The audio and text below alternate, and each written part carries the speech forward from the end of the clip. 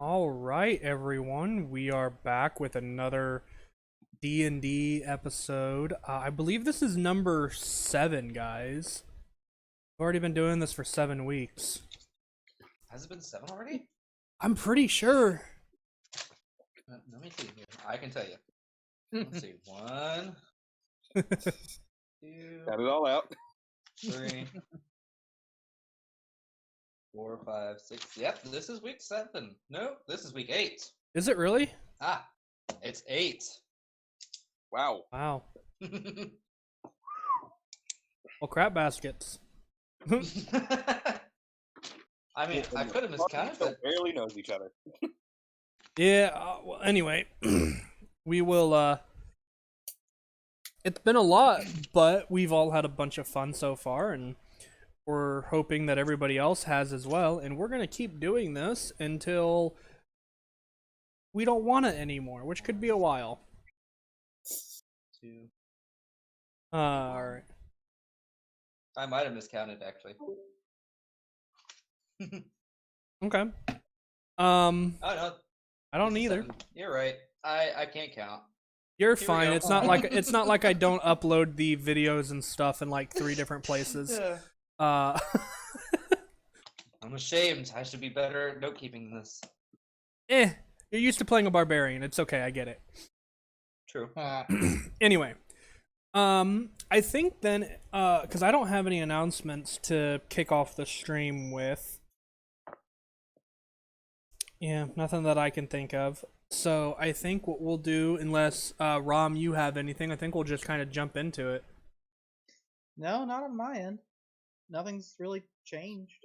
All right, then we will throw all that out there at the end, and we'll go ahead and jump back into the game.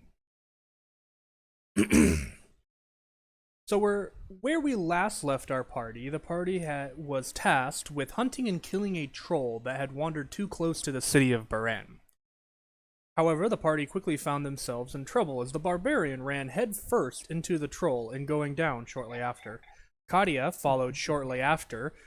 With some quick thinking from Danak and some unexpected support from hidden hunters, they managed to kill the beast. After getting a stern talking to by Palig, the city leader, the party decided to spend one more day here before heading back to Dagbor. So, it is early afternoon as you guys begin to walk out of essentially the town hall here, which is where Palig has all of his meetings with you guys so far, anyway. And like I said, early afternoon, it's probably between 2 and 3 o'clock.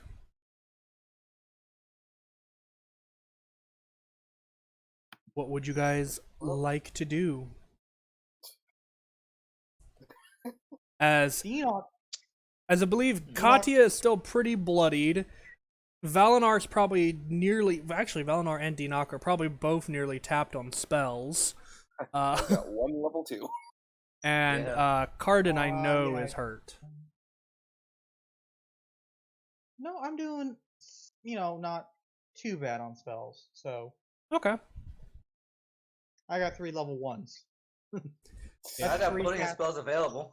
That's kind of magical. Boop, boop, boop. So, anyway, the day is yours, and you guys are free to do what you would. I know Cardin is wanting to replace his sword.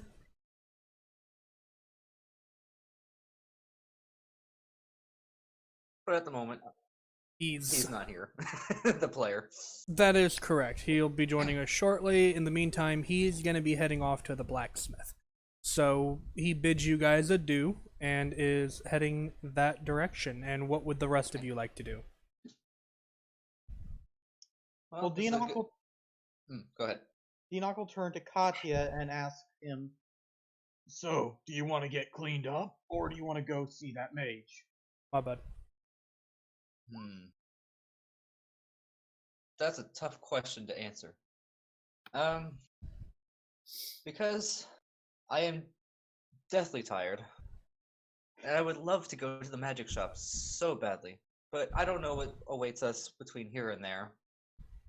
And if we get ambushed by something, that could very well be the end of us, especially without our muscle to back us up. But at the same time, if we rest now, it may be dark before we head over there, and God knows what we're going to find at night. You guys do know that the shaman who lives here is said to be just outside of town. It's not like you guys are going to be traveling, a day away from the city. I was told up the riverbank. It is up the river, A bit. technically, but it's Yeah. not. It's a little Not bit of too a far. it's a little bit Okay. of a trek. It's not like you're going to be traveling for days, though. So it's probably like an hour walk to and back.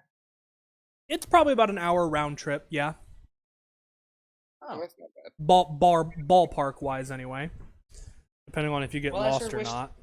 I sure wish the individual who gave us that information told us that it wasn't so far away. You're in a farming community, my dude. True. But regardless, I would like to make myself at least somewhat presentable before just waltzing in on them.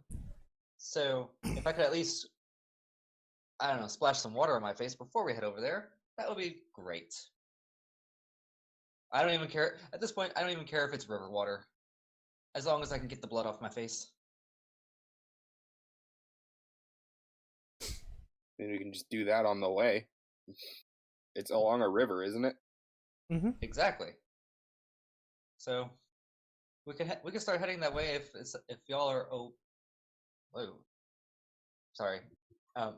My page just went all weird on me. Yeah, that was me. As I was saying, at that moment, Katya was actually like flipping through his notes. Like, I remember writing this down somewhere, and the wind took his page away.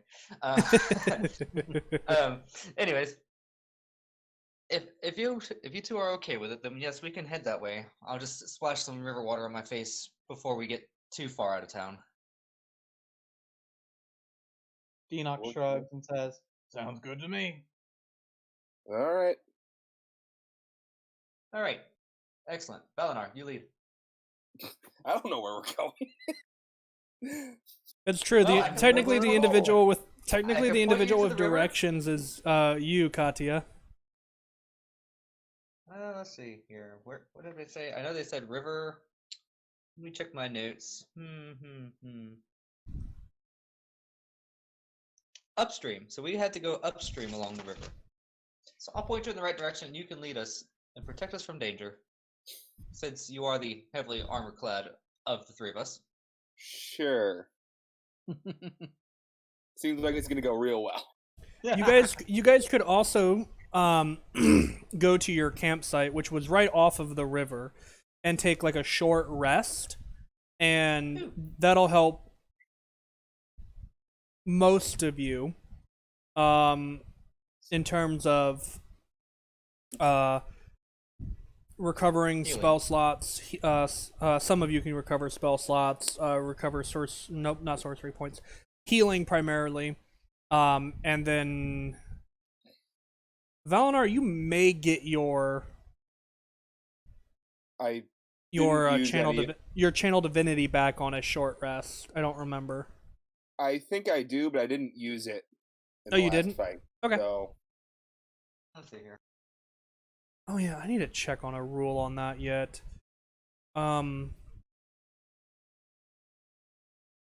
Sorcerer points are on a long rest. So are my spell slots. Okay, but I can at least get some HP back. I mean, I'd rather not be at just 9. Also, Valinar, I think there has been a very recent publication of a document that you will probably want. what is it?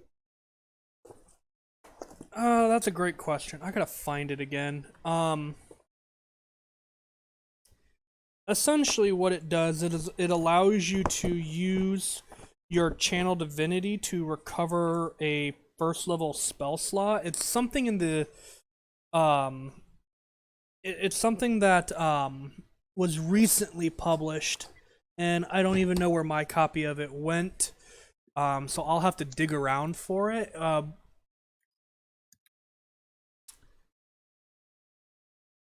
I don't even remember what it was. I don't remember where I found that either. Cause yeah, I remember reading it a little while back.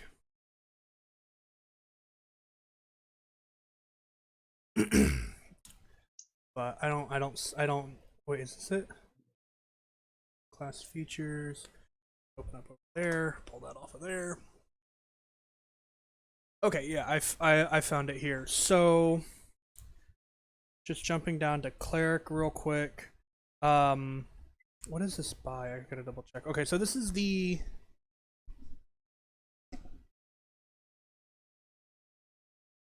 Oh. Up here. Okay, so I don't think it's been published yet.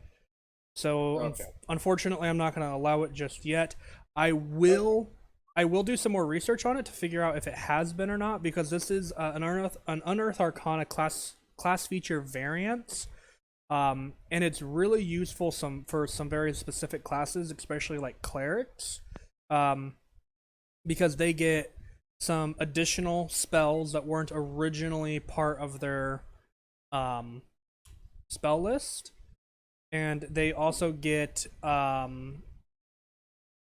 as a bonus action you can use your channel divinity to regain one expended spell slot, which first level spell slot specifically, which helps just getting a little bit extra spell casting ability uh, back to you. So I know that can be very helpful for clerics. So I will do some research on that and figure out for sure whether or not if it's official material or not yet.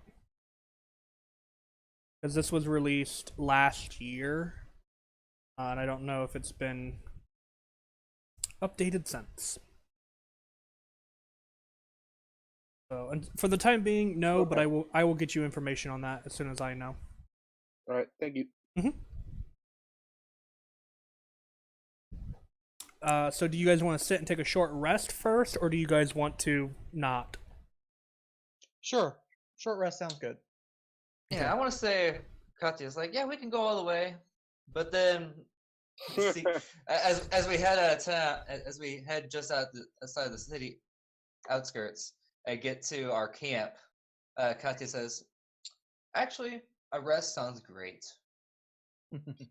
So I'm gonna say that Cardin joins you for the short rest, just because he is at roughly 16%, Oof. and that's not great for him. So I'm gonna have him go Yeah, ahead. he got hit something fierce. Yep. So Instead of dur- going to the blacksmith, he actually followed us to camp and said, I'm going to take a little nap. And then decided to go to the blacksmith after. well, basically, with a short rest, you sit around for about an hour, and you just kind of Yeah. consume a little bit of food and water. And essentially, you guys have talked about going and getting something to eat, and so he was like, "Ooh, food." Yeah. Just kind of as a So with my short rest idea here. so with my Alright. arcane recovery, I would just get a first level spell. Oh, I believe. Cool. I mean, I believe so. Let me just double check real quick. We'll do one more. Equal to half your no rounded Cool. rounded up. So technically that would be two second level, a second so I level could get a spell. first, or so I could get a second level. Yeah. So the spell slots have a combined level that is equal to or less. Oh wait, less than half your that is equal to or less than half your wizard level, which 3.5 would be 1.5, which rounded up would be 2. So I do get my second level. Yeah, so you can get a second level back or 2 first levels if you wanted. I'll take that second level. Okay. So, and you can also roll hit dice. Didn't get hit. That's garbage. How? Oof. Yeah, that's better. That's a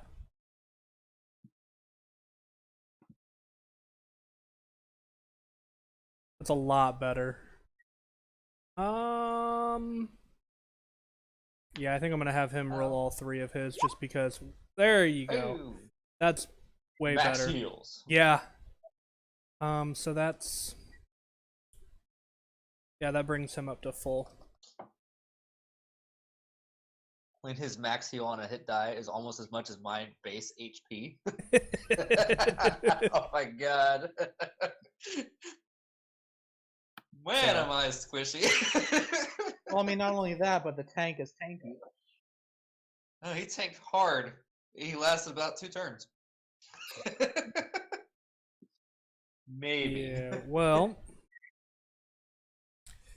So yeah, you guys are able to take a short rest, and at this point, you guys and Cardin would divide up and tackle your own obstacles. He is looking to replace his sword. You guys are heading to the magic shop, so we'll go ahead and do you guys first. All right. That was some much needed rest. I feel much better now. Oops. All right. Off we go. All right, and who is leading the adventure? Not I. I'll follow. Your I think fearless before the rest, we leader. decided I was. Okay. Just don't fall asleep walking. I'm pretty sure I'm not gonna fall asleep walking. You never One know time. when you might be. You never know when you might be hit with a sleep spell. One time. One. That's all it takes. I'm never gonna let you live that one down.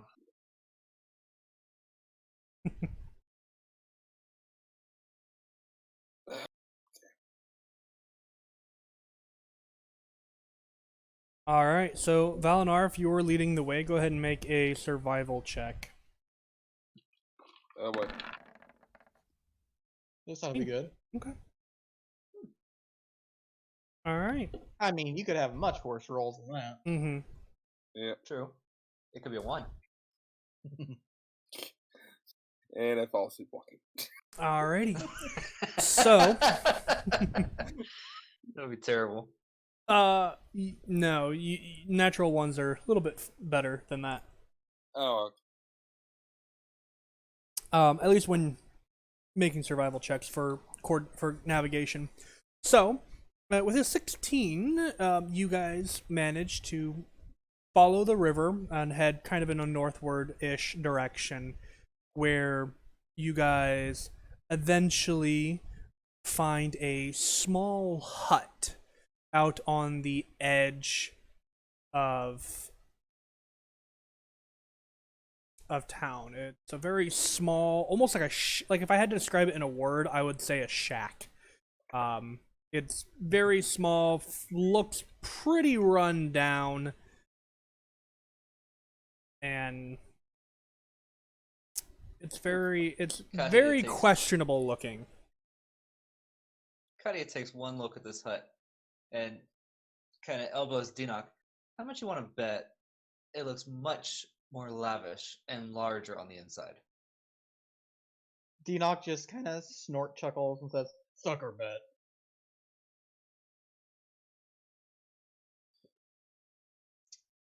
I'll wager a couple silver for that. Why not?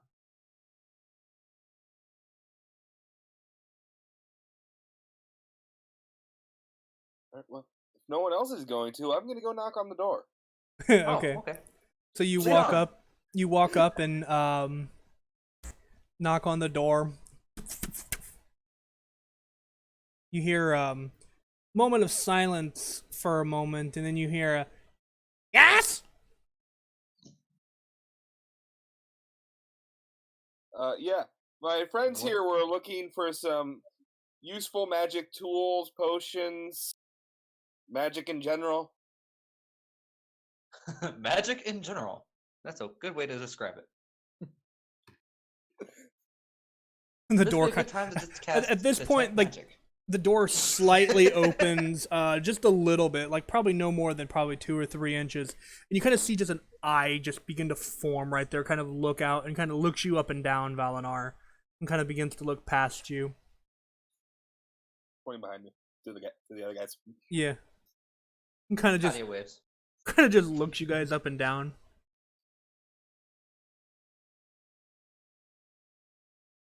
The door closes.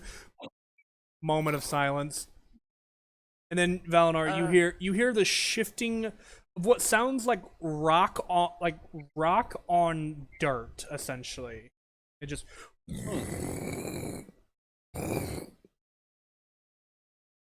and then the door and it leads inward to a darkened interior. Huh.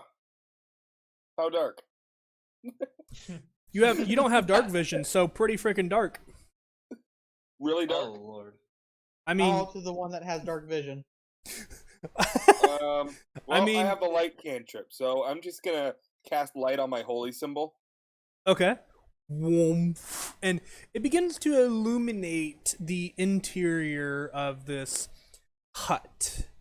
You can see kind of like the first impression you get is in your head you immediately think Katia was wrong, as the place is immensely filthy and disgusting looking, as there are broken pieces of what you assume is the wall kind of away on the back side, and you see like these little you don't see like a store, you see like a person's living space, if that person happened to live in about probably an 8x8 hut.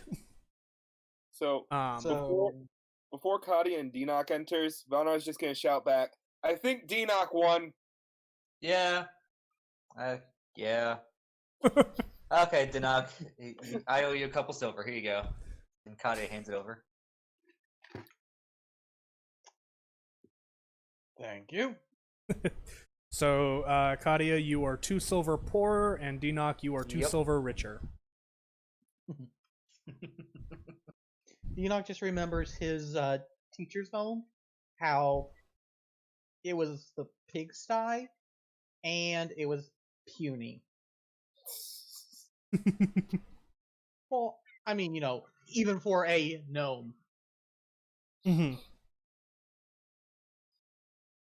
So Katia walks in, and Valinar's shining the holy symbol on one spot, and Katia's like, "Can you move that around just a little bit? I want to take a better look around because I can't Valnar see grabs it nothing." by the chain and just starts spinning it. well, when you light illuminates a Disco! oh my god. Wow. He's had to move it around. It's actually kind of funny because the way that I envision that holy symbol working is because, like I said, it's like the with the moon and the sun. I imagine like the centerpiece of it, so like the moon of it, and like the centerpiece of the sun. I actually imagine that would like spin. That's just how I imagined it, so that's actually really funny for me. But yeah, so the light cantrip spell spends light in a 30-foot area, so this entire place is now very bright. And as you guys kind of walk in, you can Am I blinded by it because I was activating my dark vision? no, because he turned on the light before you guys walked in, so you were aware of it.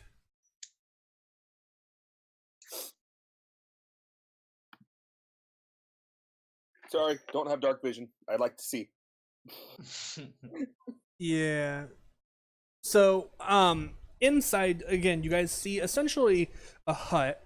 It's not a very big space. And as you guys as the 3 of you begin to pile in, it's not an uncomfortable, like, shoulder to shoulder, but it's kind of like, if all of you guys were to stick your hands out, you could easily touch each other's shoulders, and then the 2 guys on the end would be able to touch the opposite walls.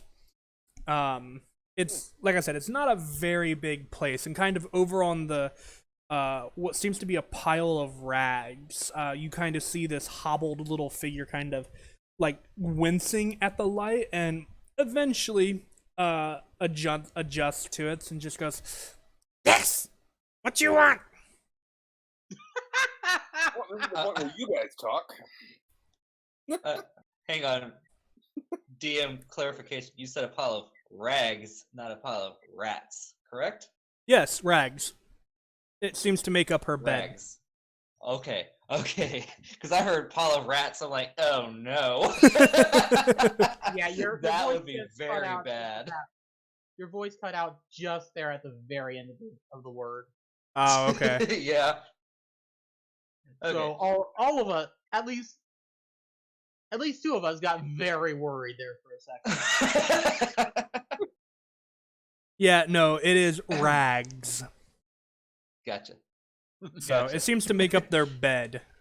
Now there could be rats in here that you are unsure of, but based off I'm of not going to go searching for them. but based off of the smell and the apparent presentation and filth, there very well could be. I am going to do a constitution check to see if I can hold it in. Fair enough. So, Katya might be slightly bothered by the smell and the appearance, but he's going to look past that to the shaman. He's going to say, "You must be the lovely shaman we've heard so much about from the village. I don't suppose that you deal in magical artifacts that might help a few adventurers out." She kind of like looks you up and down and just kind of like, it's like this weird like opposite eye blink and then the other eye blinks. So like the right eye blinks and then the left eye blinks while they look at you. And this Oh, Lord. this, for the lack of a better term, this creature has like this gangly green skin and this long black hair that's very unkept and very greasy. It is very off-putting. But yet they don't seem to be hostile in any way. Just looking around, kind of looking, and the figure kind of goes, "Yes?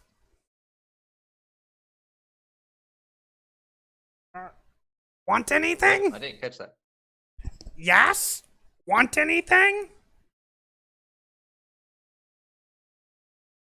Am I cutting out on you guys? Yes. Yes? Yep. Okay, so it's not just me. Okay, that's weird. It I'm might be like, just I hear, voice. So, What language okay, is so he it might- so- speaking? So essentially I might be peeking. Okay.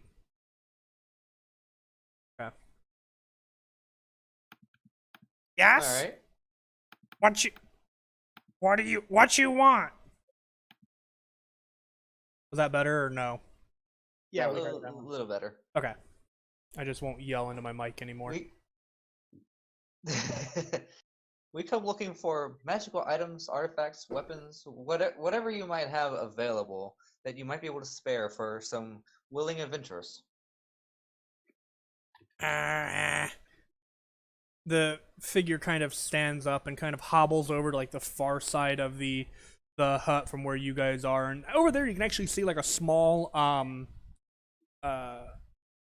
fireplace, and you see a bunch of like cauldrons just sitting around and sitting down, and you watch as the creature walks over to one and just kind of pulls one over, takes the lid off and sets it down, and just sticks a finger and pulls out what this one seems to be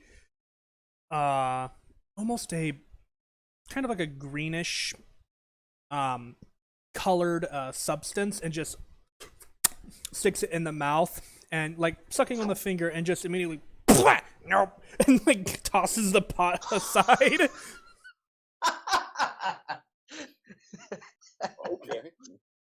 grabs I, an Ramos, the player, love this person immediately.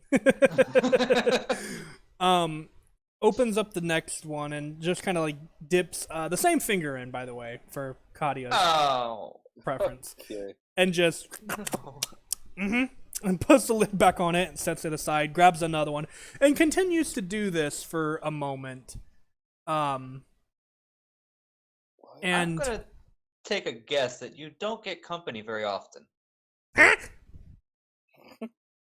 like turns and looks at you wide-eyed all of a sudden and just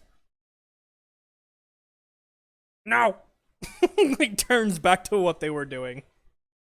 After a moment, there are 3 cauldrons setting off to the side, and she kind of and they're not like big cauldrons, like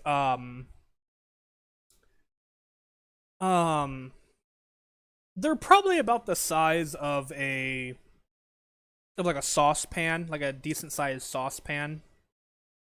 Okay, so they're more like kettles than Yeah, cauldrons. yeah, a little bit bigger than a kettle, but not quite as big as the typical witch style cauldron, because those things are massive. Yeah.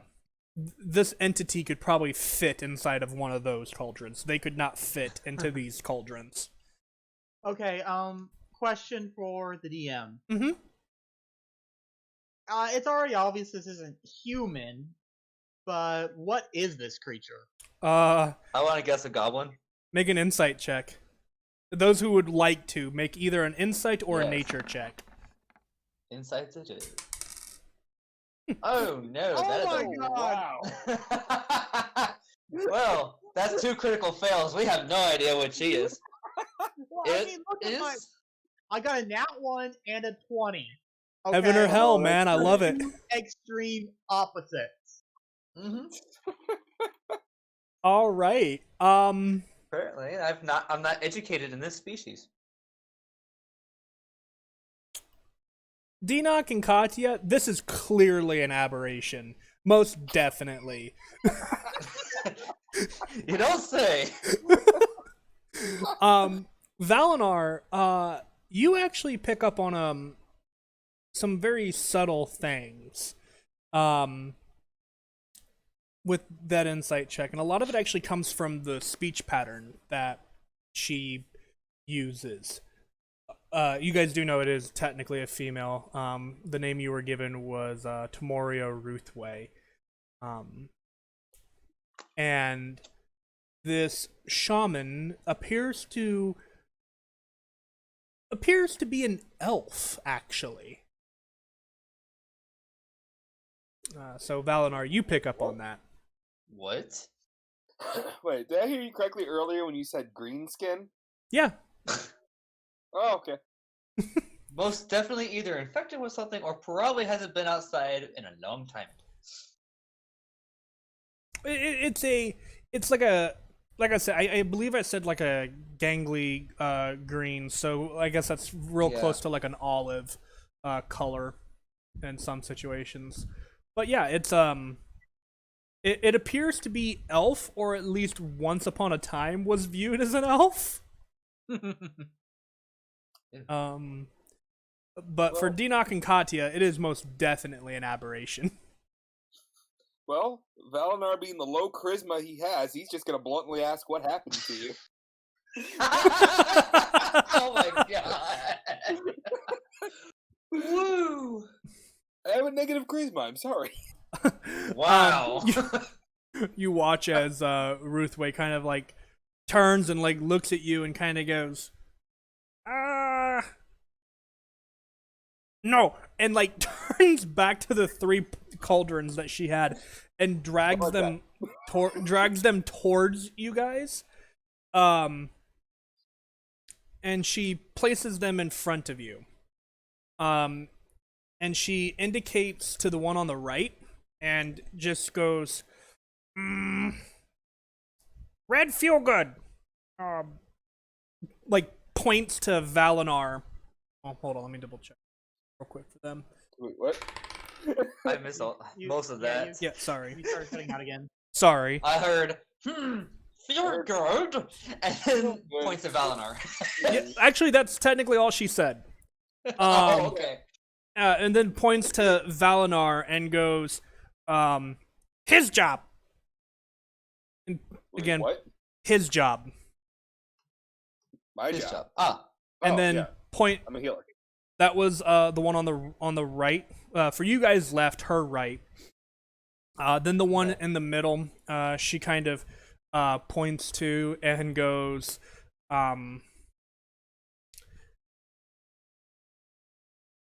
let's see, this one is. This one. This one is. Helps if you drink that one. And she points over to the one that she threw across the room.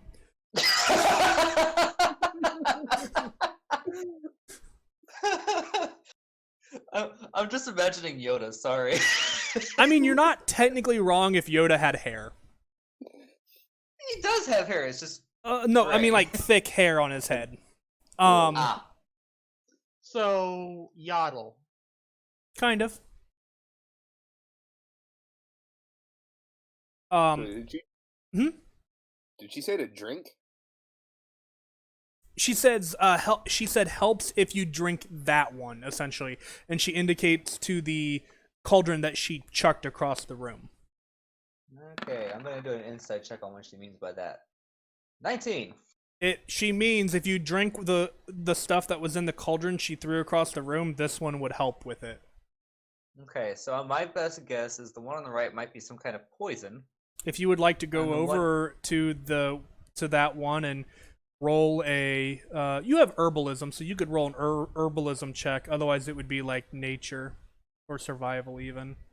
Herbalism. What would that fall under? It should be in your character sheet. It should already be programmed, I think. I have a herbalism kit, but it doesn't. It says attribute query. Oh. Give me 1 second. I will change that. You know what? I don't even remember what it is in the book now. When the system gets confused, I think. I mean, I'm sure. I know We'll do I it. can We'll do find that. it in We'll do that book. right. We'll just do it this way for right now. So you can click on herbalism, and it should Charisma. apply. You are considered proficient with it. You don't have anything that's double proficiency or anything like that for it. So you should be able to use that one. So go ahead and just make me an herbalism kit or an herbalism kit check. And if anybody else wants to identify it, I'm just gonna say it's gonna be a nature check. Huh. Cool. That'll be interesting. Wow. Okay. Those are good Proficiency rolls. with this 18 kit and lets 19. you add your proficiency bonus to any ability checks you make to identify or apply herbs.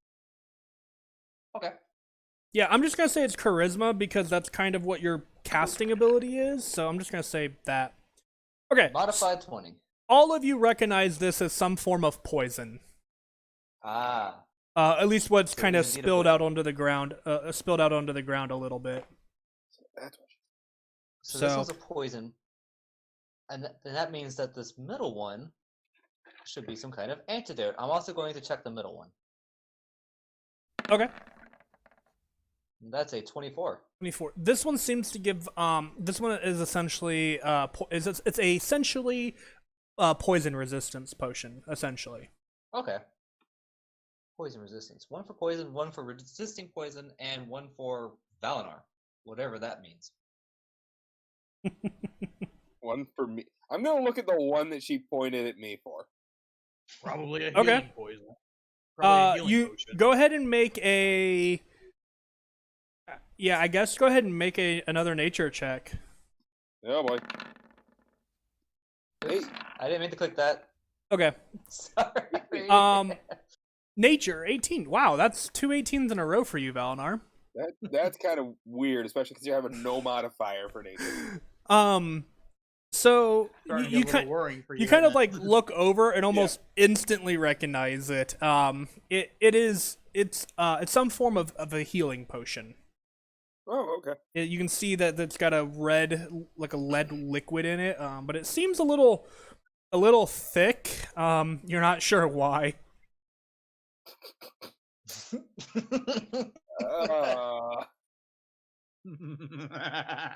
Uh,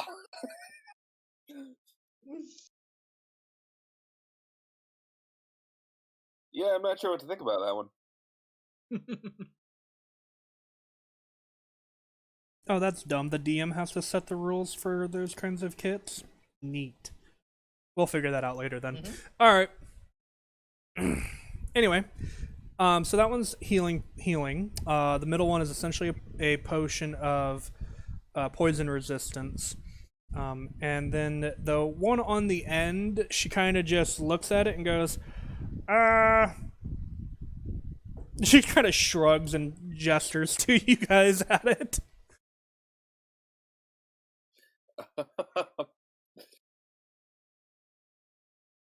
Take a look at it. Sure. You kind of peer into it. It seems to be almost like a muddy, like a brown, like almost a brown liquid. Seems to be in this one. This liquid, however, seems to be way less, way more runny than like the healing potion. What does it smell like? Do you want to get close enough to make a perception check? Yes, I'm going to take a look at this and see what it smells like. That's a 19. It is not what you thought it was in terms of this is not her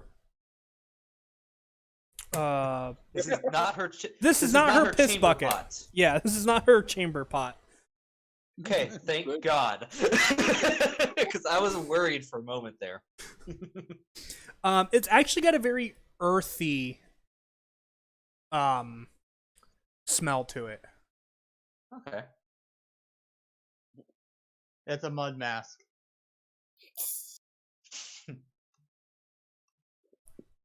Can you tell us what this one is exactly?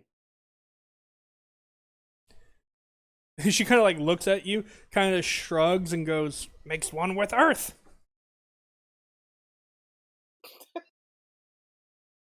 So it. Denox, If I were to drink, if I drink this, I'd die. She kind of like just No, tilts her exactly. head to the side and like looks at you funny and goes, "No." Denox's gonna take a sip of it. Oh boy. Like, so you like just stick your pinky in and just kind of taste it on your tongue. Yeah, tiny sip. Okay. Go ahead and make So how is it? go ahead and make an Arcana check. Arcana? Yeah. Oh 11. no. Arcana's supposed to be my good stat. It has some kind of property to it that reminds you of a spell. That reminds you of a spell, but you have a hard time placing it.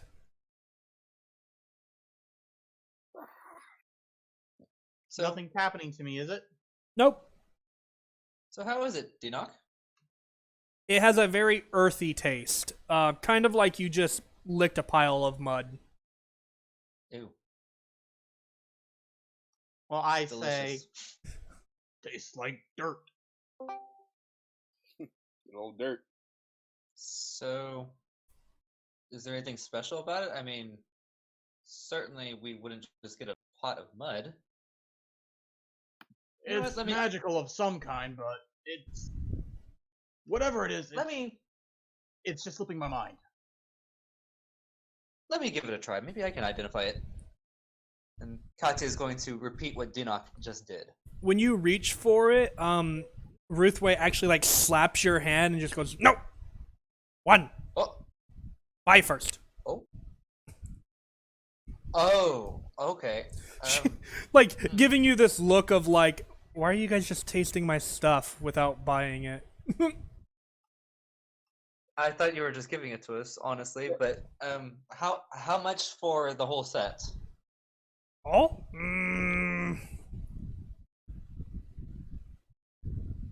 How much you got? You cut out there Oh, again. essentially she's asking, what are you offering?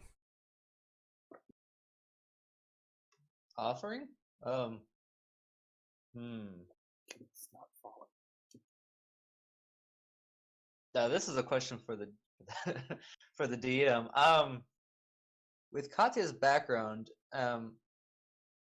maybe not as a merchant per se, but because Katya's father was in the merchanting business, um, would he know the approximate cost of similar potions?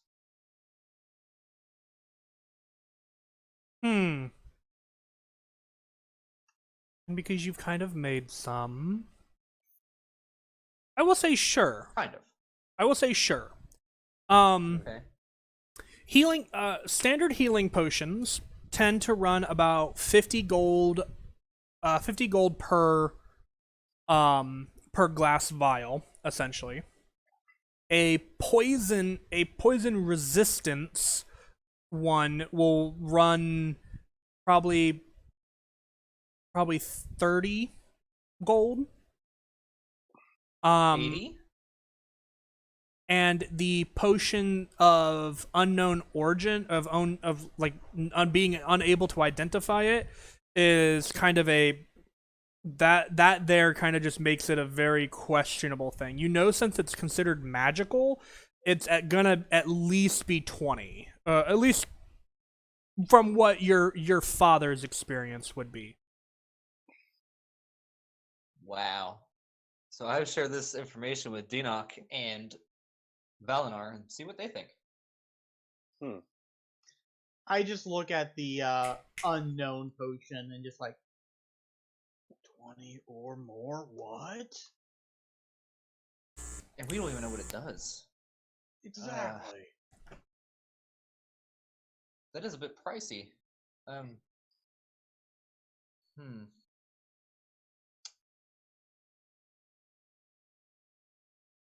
Well, how about Choose Does it one have and to be- split the cost. Yeah. Katya looks to the shaman or Ruthway. She also asked what you were offering. She didn't say anything about gold. Does it have to be of Are you looking for standard currency or can it be something else? She goes, something valuable. About all the value we have is in our gold pieces. Denock pulls out the griffin beak that he got from the griffin he killed, as well as the troll claw, and the fang. Ooh, okay. Ah, Will these do? Are you offering for an equal trade of those three for the 3 cauldrons? Yes. Make a persuasion check. Persuasion. Yep, I figured. I'm gonna help Dinok present his case. You can only help me. Yeah. She kind of like looks them over. I'm assuming you allow her to like actually look at them and Yes, like closely observe them. She kind of like looks at them and goes, like She points to them, and then takes the health. Let me roll a d4. Uh-oh. Oh, that's cocked. Okay. She takes the health cauldron and kind of slides it forward. And then so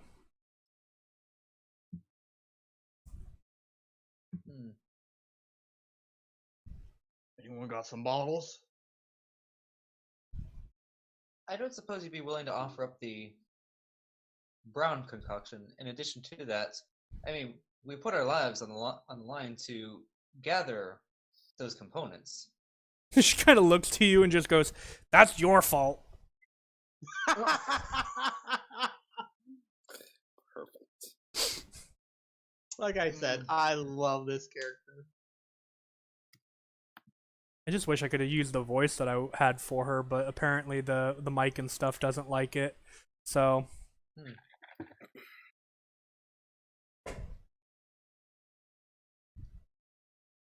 I don't suppose I have some extra vials on me.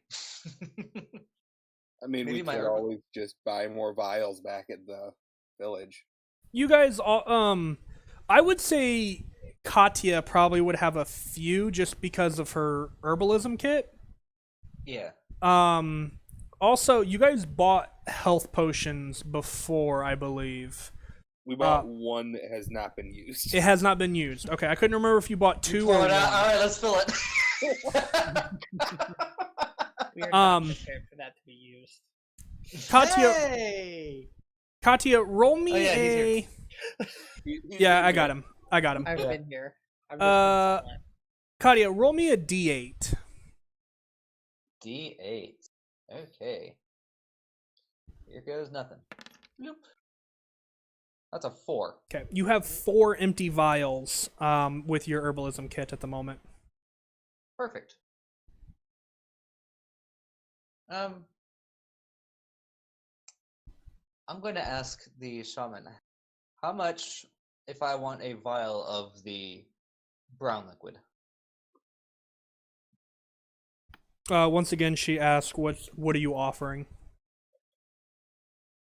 All I have on me is gold, unfortunately. Denock was the one collecting all the components. She kind of just gestures for you to offer some gold. Then Sounds like she's making the off. She's making. 5 gold? It is just a vial. make a persuasion check. It's going to be a little more difficult. 15. 15.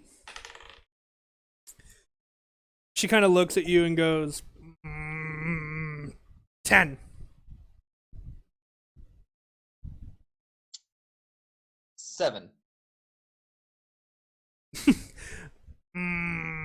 No. 8? 10. Yeah. She's not having any of it. Fine, 10 it is. Okay. Katya hands over 10 gold Okay. coins. And she pushes the cauldron forward. Okay, I'm going to dip my vial in there, and I'm going to produce a vial of mysterious brown liquid. Okay. Your vial essentially the cauldron essentially completely pours out into the vial. You can mark it. Wow.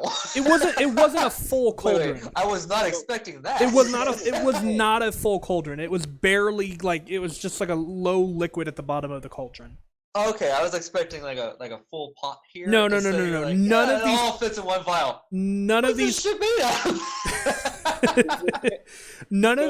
none of these cauldrons are really full. Out of all of them, the health one seems to be the fullest, and even it's not even half full.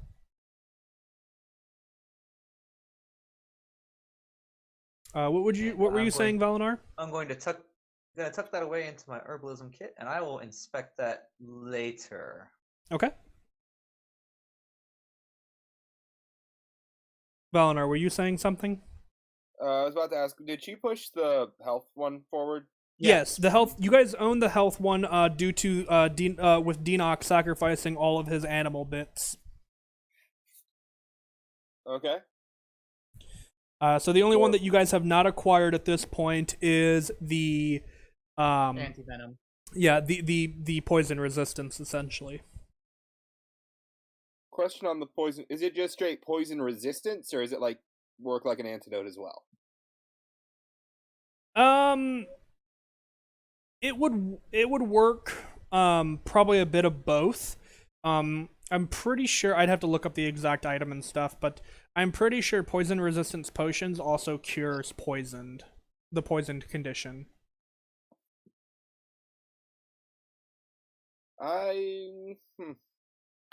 Actually, hang on. Before I do that, let me check to make sure I don't just. Nope, never mind. I just have a spell. Never mind. Okay.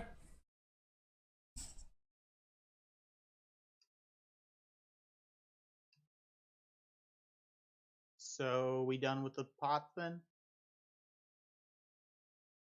I mean, unless you want to kick it over or something.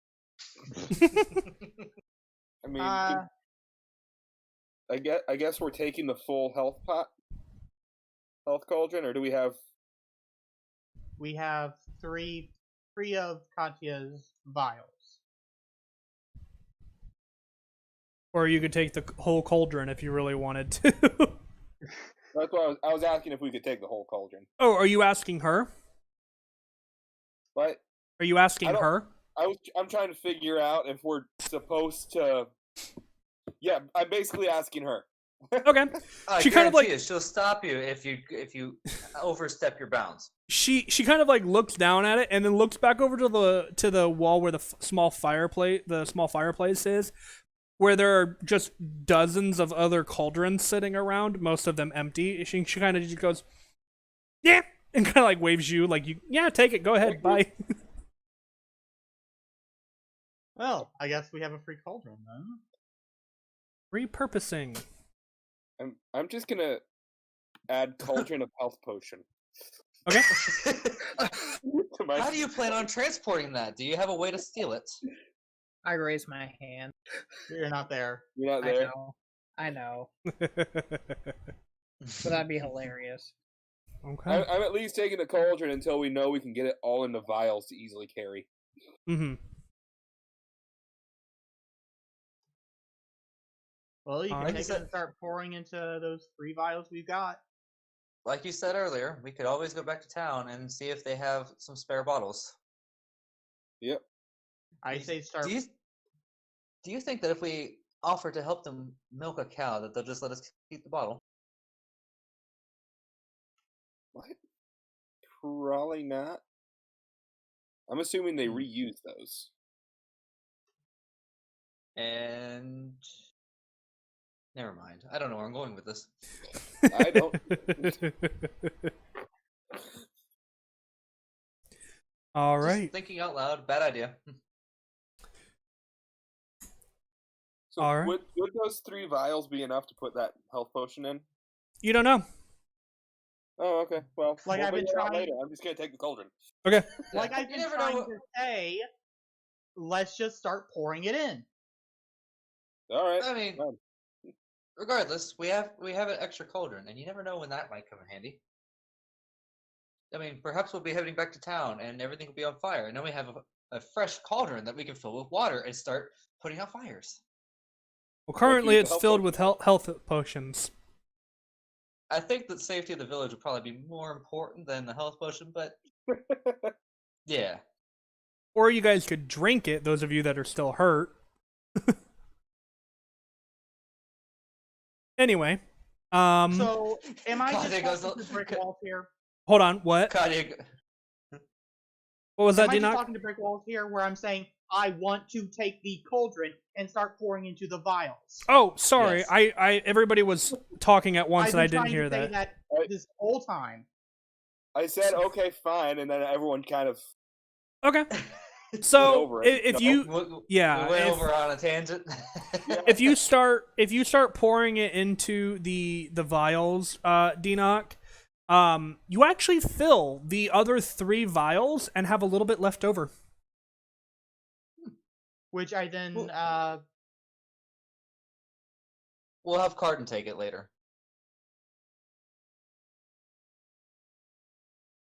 I was just about to say that, so.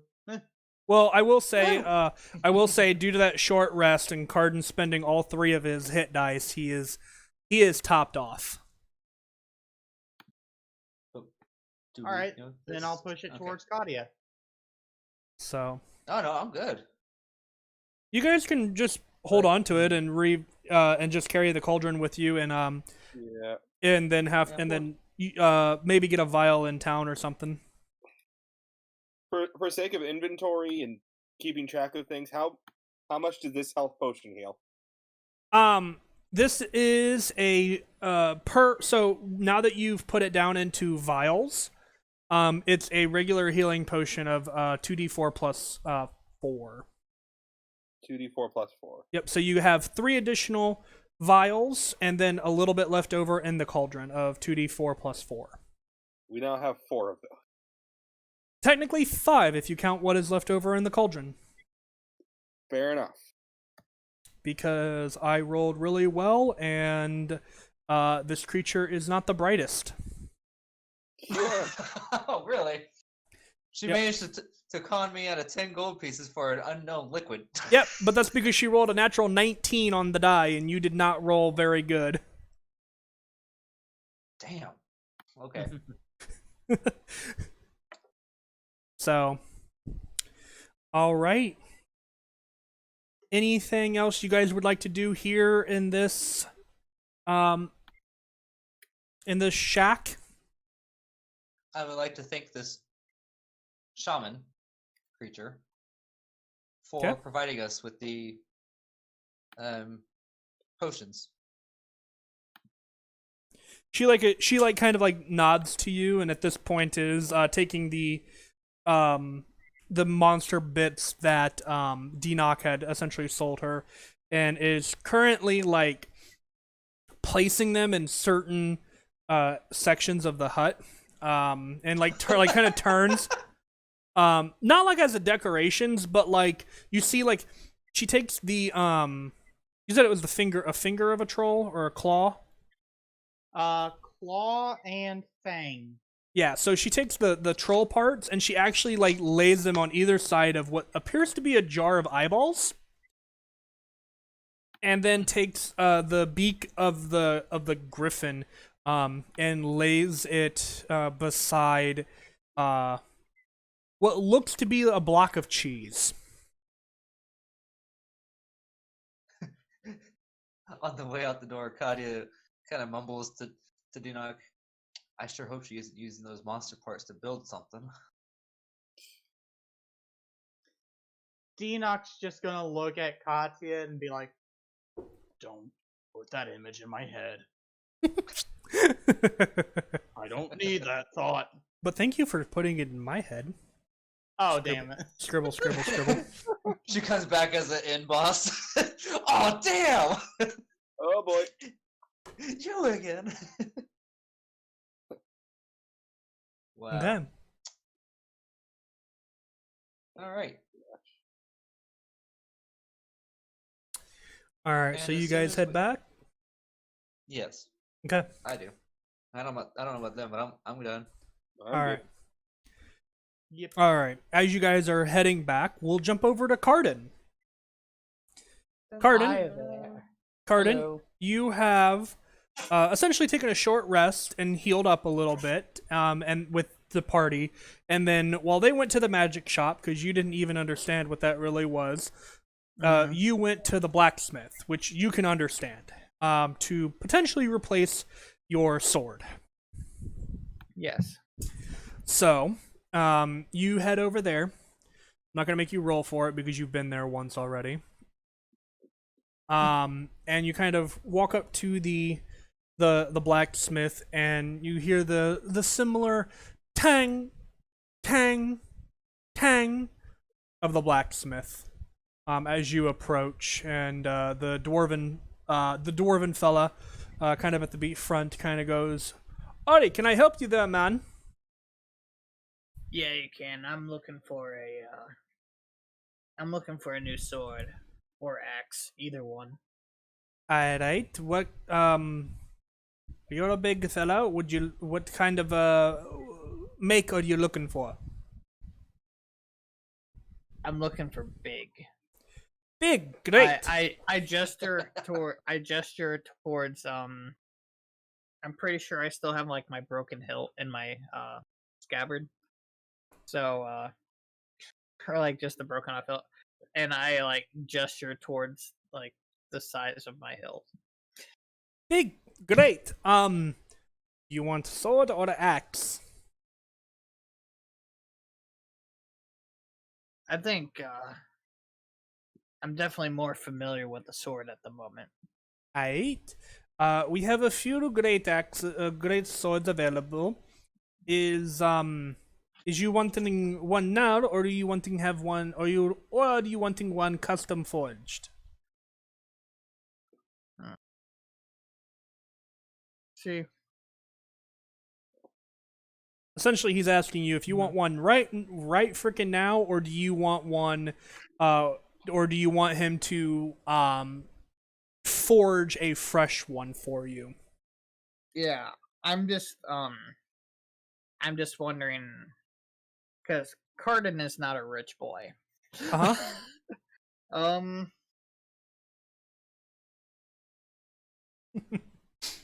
because Cardin would like a fresh sword, but at the same time, when I'm looking at my pocket, I'm just like, well, for right now, I could use one for the road. Did you not put any money on your character sheet?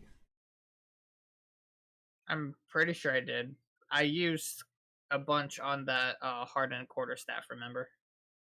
Yeah, I but used the I'm money. just saying that when I looked at it, I see 12 copper and 2 silver, and that is it. That's meant to be 12 gold. I just put it in the wrong slot. Ah! Okay. Well, there's half your problem. Wrong currency. No, that's fine.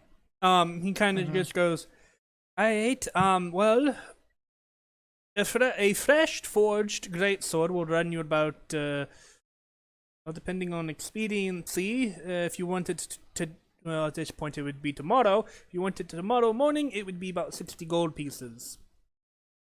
If you want one just off the wall, it'll run you 50. You just cut out there. Sorry, he's saying, if you want one off the wall, it'll cost you 50 gold. If you want a fresh forged one, it'll cost you 60.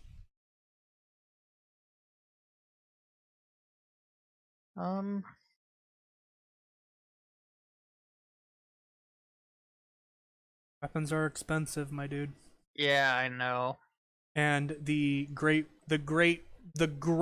category is the most expensive of the of all of the weapons. I mean, they do the most damage, so I mean, it makes sense. So here's a fun fact. I'll say, Here's just to give you fun fact. A great sword is 50 gold pieces, but a maul, which is heavier and does the same 2d6 except in bludgeoning damage, is only 10.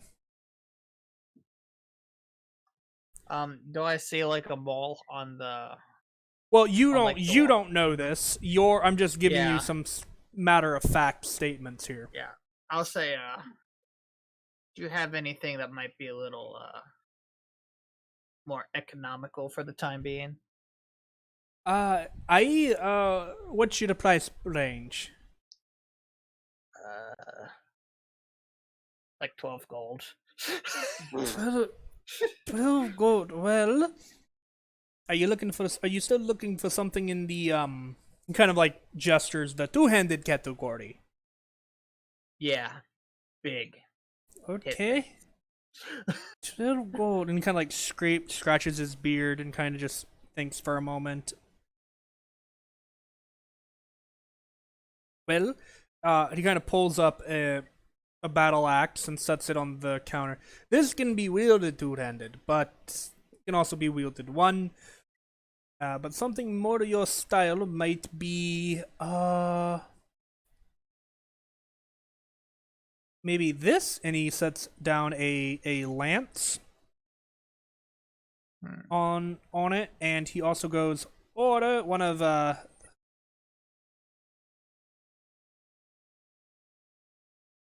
so those are two different things. So it'd be like maybe one of the polearm categories, and he kind of sets out a lance and a, what is that, a pike? Yes, a pike. Or if you're looking for one of the families, or one of the more favorited among at least the dwarven people, and he walks behind the counter and pulls out this like large maul and just kind of sets it up next to the rest of the stuff. These are all two-handed in a style, and they all run about 10 gold pieces. I'll take that giant maul.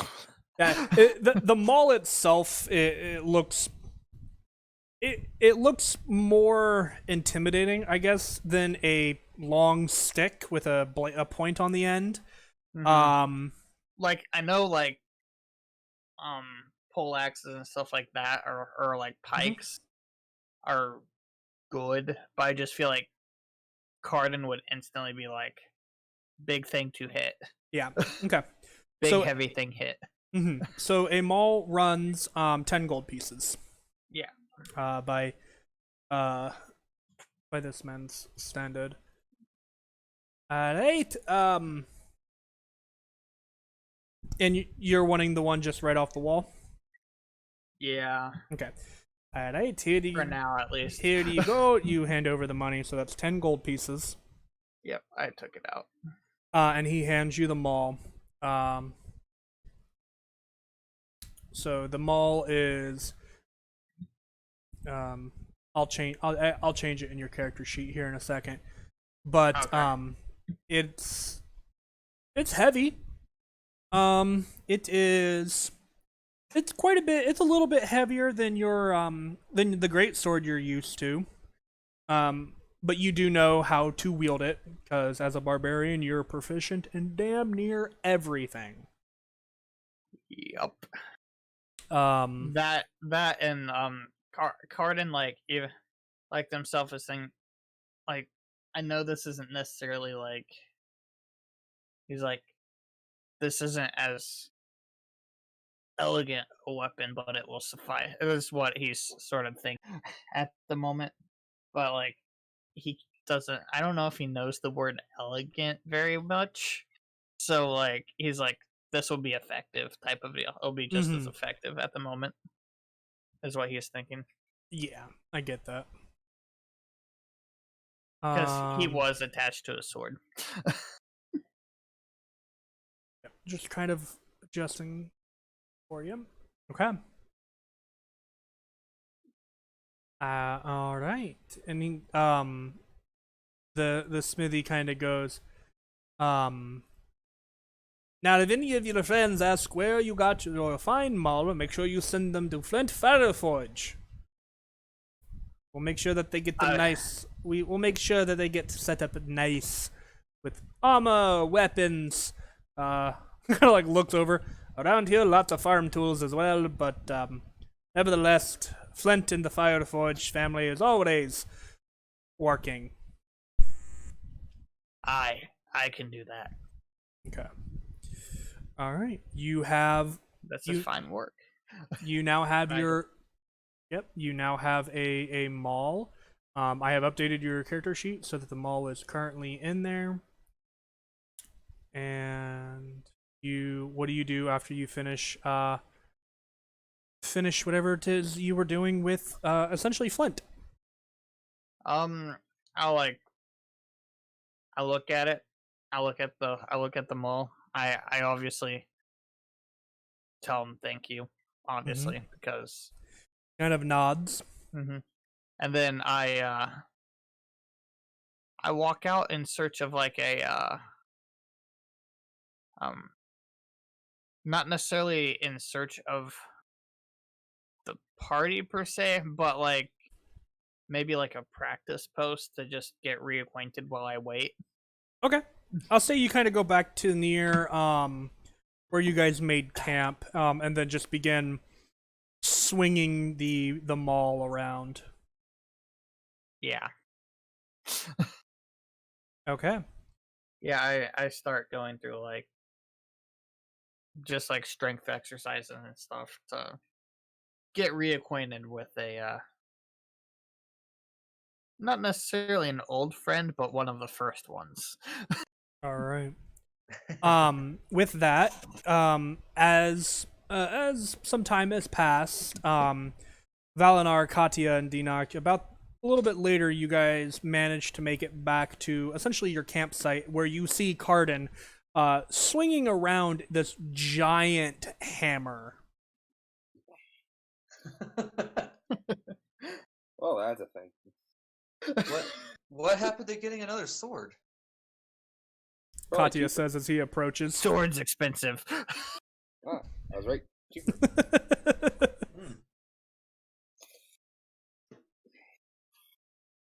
I mean, one of us could have helped you out if you waited just a little bit longer. Also, Valinar's Nay. setting down the cauldron of health potion. Mm-hmm. And he also kind of says, "Yeah, hey guys, I think it might be we have 4 healing potions right now. I think it might be a good idea if we each had one." Agreed. Since you are borrowing my vials, of course. Yeah, I'm handing everyone a potion. Okay. Sweet. Everybody can add a 2d4 plus 4 healing potion to their inventory. 2d4.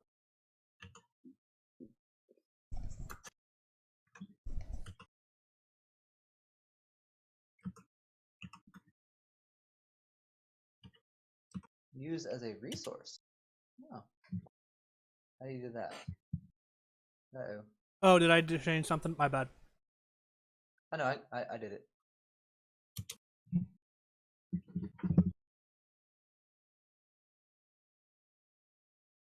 Is there a in the compendium a health potion? Maybe a lot. There you go. Nope. Like, I don't think so. Okay. Wait. Potion of healing. Yeah, I was gonna say, you might have to find it as Potion of Healing.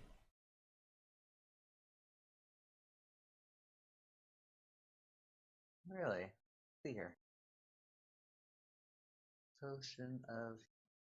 So I'm pretty sure they have that wrong. I'm pretty sure it's not 2d4 plus 2. I'm pretty sure it's 2d4 plus 4 at that level. And then it goes up a lot. I don't think those are the right numbers. 2d4 plus 2, you say? No, it should be 2d4 plus 4. I like that option more. I'm telling you what I'll it just should keep be. I'll just keep it custom. I'll have to roll separate dice when it comes time. If I need to use one. Yeah. So should I keep this one? Which one?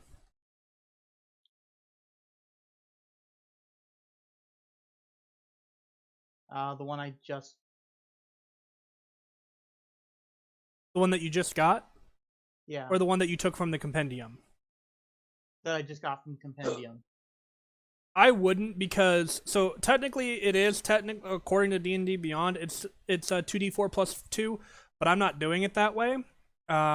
So don't listen to that. So just make my own new item. Yeah, 2d4 plus 4, because a lot of that is going to be a lot of how that plus 2 and 4 and stuff comes from, especially when it comes at the common level. It's based off of the caster's essentially casting ability.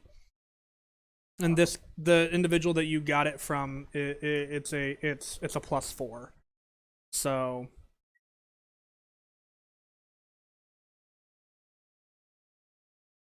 yeah, that's how I'm doing it.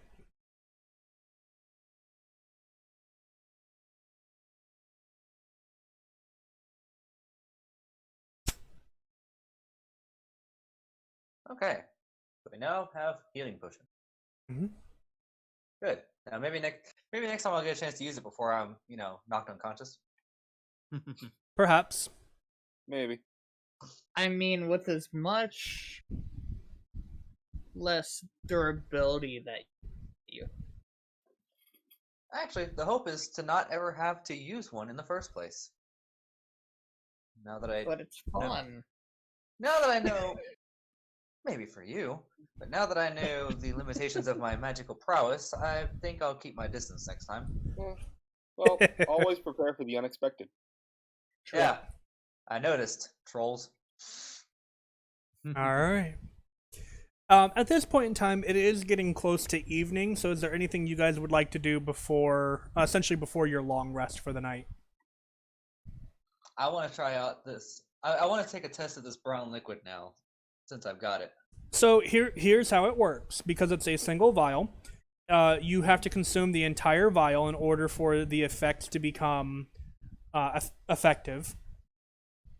If you don't consume the entire vial, you do not acquire the effects.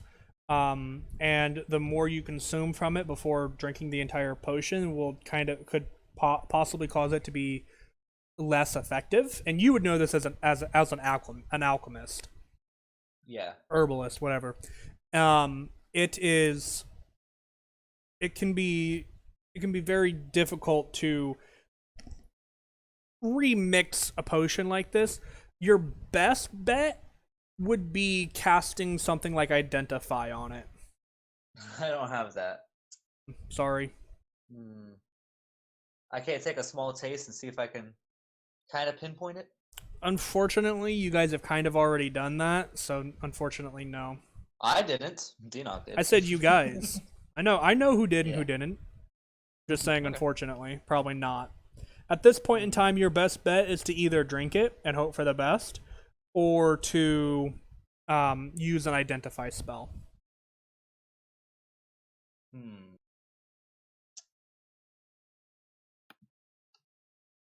mean, if I could identify what it was, I'd stand a better chance of knowing whether or not I should drink it, first of all, and second,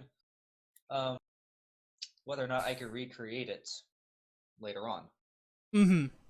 So, I guess I'll hold on to it and hope that in the long run, it was worth 10 gold pieces.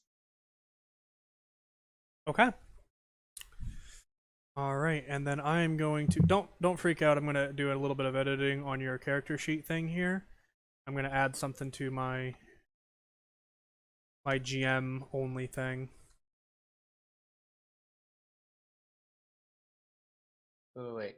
The GM gets a special tab on character sheets that we don't? Yep. I don't like this. It is so like where your character story is under like the bio and info. Yeah. Underneath all of that, there is GM notes, which are only visible to the GM. Oh, okay. Okay. I don't like that. Honestly, I mean, it's don't matter what you like or don't. yeah, but honestly it's a great tool for me because it allows me to have to add things in it. Like, for example, if I wanted to do something special for Katya, I could write it in there and have a space for it in that regard and not have to completely write it down on all of my other notes because I have a lot of notepads for D&D, so Okay. anyway. Makes sense. All right. Is there anything else anybody would like to do today, I guess? Because I believe in the morning your guys' plan is to set out for the city of Dagbor. Yep. Yes.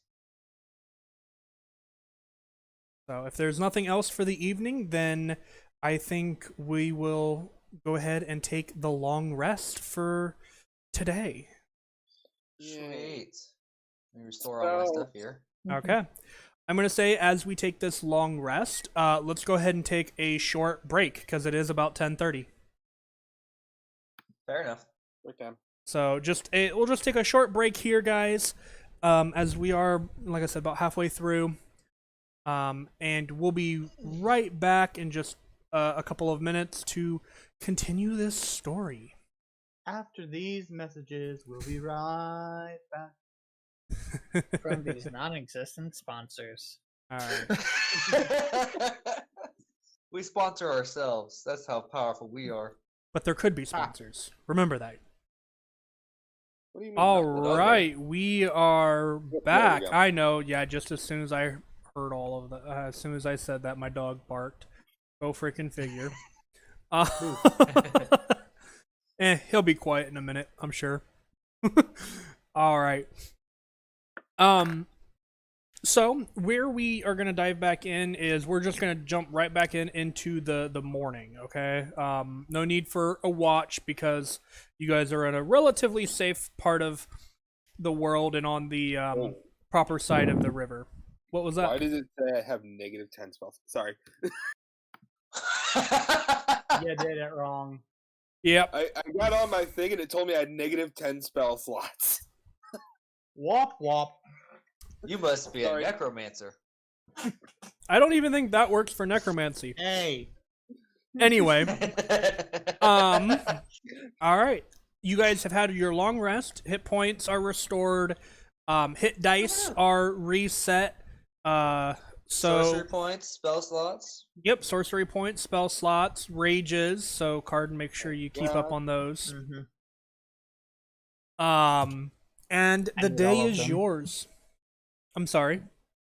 I need all of the rages. Yep. And the day is yours, guys. What would you like to do? we are most certainly behind schedule on getting the summit together, but we do have to return to the city of Dagbor at some point. However, I believe food would be a good idea before we do that.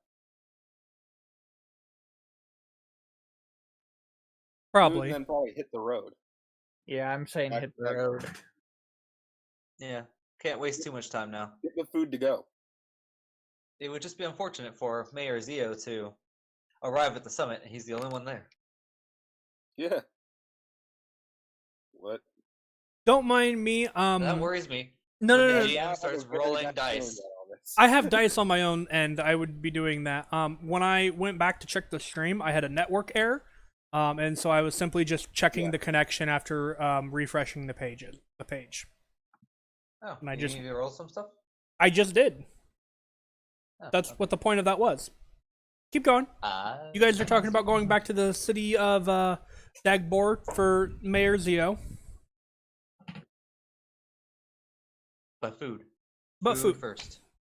All right. Are you talking rations, or are you guys gonna grab a bite to eat at the tavern? I'm going to have a ration.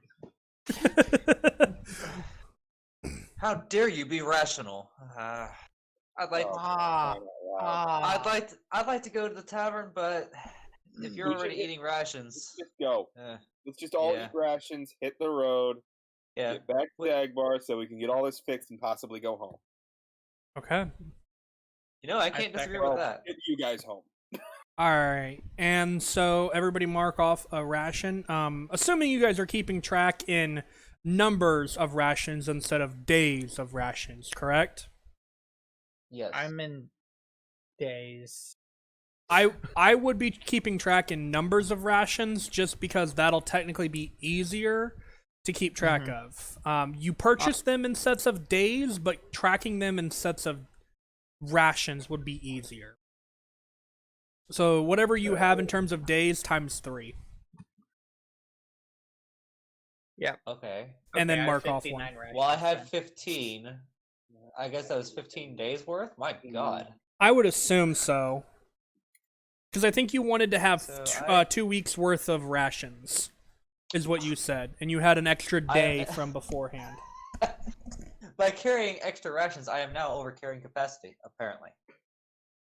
Oh, well, that's just what the system is gonna recognize it as. Don't worry about it too much. Eh. Or what I can do Well, I'm carrying a is shit ton of rations, and they're heavy. so what I can do He is is carrying a full pig. Not equipped? no, I'll just change it to. I'll just change Side note. the weight. Wow, before we- you can modify the weight of rations. You are God. Yes, that's the whole point. before What we was hit that, the road, Valinar? Yep. Valinar does want to get like empty vials to put the rest of that health potion in. Okay. We don't. Oh, okay. I was like, we don't have any. Oh, that's right. That's why he wants to get it. Exactly. I'll I say haven't had my morning concoction yet. you can pick some up at the general store for like a silver piece. Ow. Then that'll add just like one more vial. Yep, one more vial. One more vial, then it's empty. Yep. All right, awesome. 2 health potions and a cauldron. There you go. Okay. Cool. Thank you. Yep. That's all I wanted. Yep. All right. So you guys are heading back to the city of Dagbor, is that correct?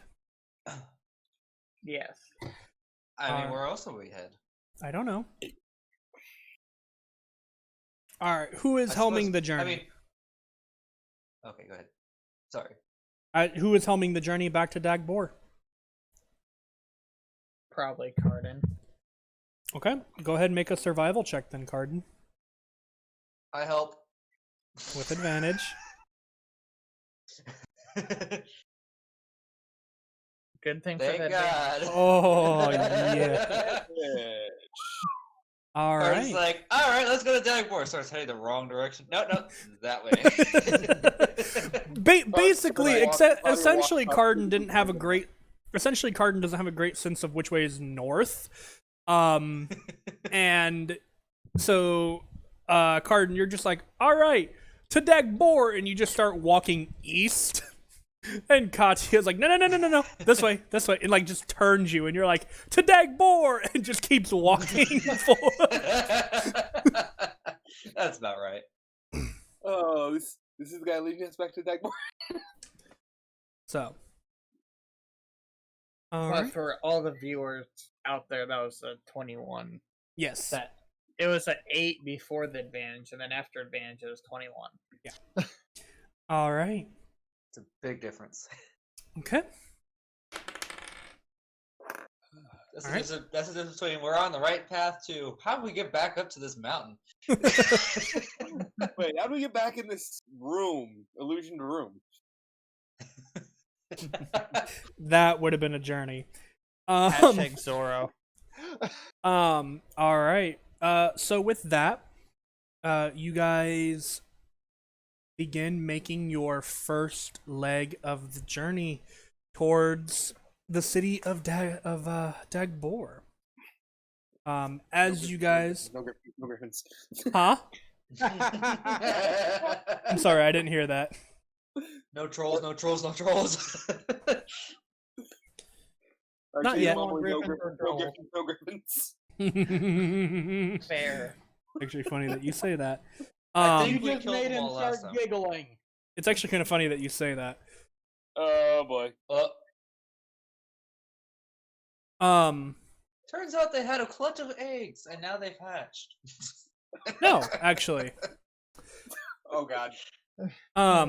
So as you guys are, Stop throwing GM ideas. no, I had this idea long before you guys ever spoke. Oh, okay. So you guys have been traveling at this point through the woods for several hours now, and you're getting, you're Over the getting river close and to. through the woods. Well, you guys didn't cross the river, because otherwise you guys would be heading in the wrong direction. Grandma's I know, house? but- Yes, So- there. That's what I was going for. Anyway, I'm here to I'm here to back you up, Enoch. all right. CR challenge just got higher, and as you guys are beginning to get towards the end of the woods. Carden, what's your passive perception? 14. 14. Uh-huh. Uh-oh. Okay. Uh-oh. Oh boy. As Raggy. as My as you are walking, actually, because your passive I think is higher than everybody else's. Actually, what is everybody's passive? Mine's 15. 15, 12. 12, 11. 11. Okay, so I'm just surprised somebody has a lower perception than me. Denock and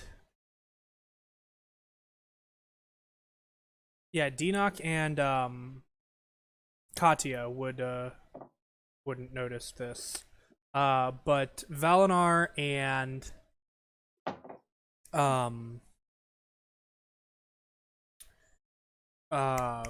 Carden, you noticed this. In the distance, you guys hear essentially this thump, thump sound. It sounds like something falling or landing on the ground.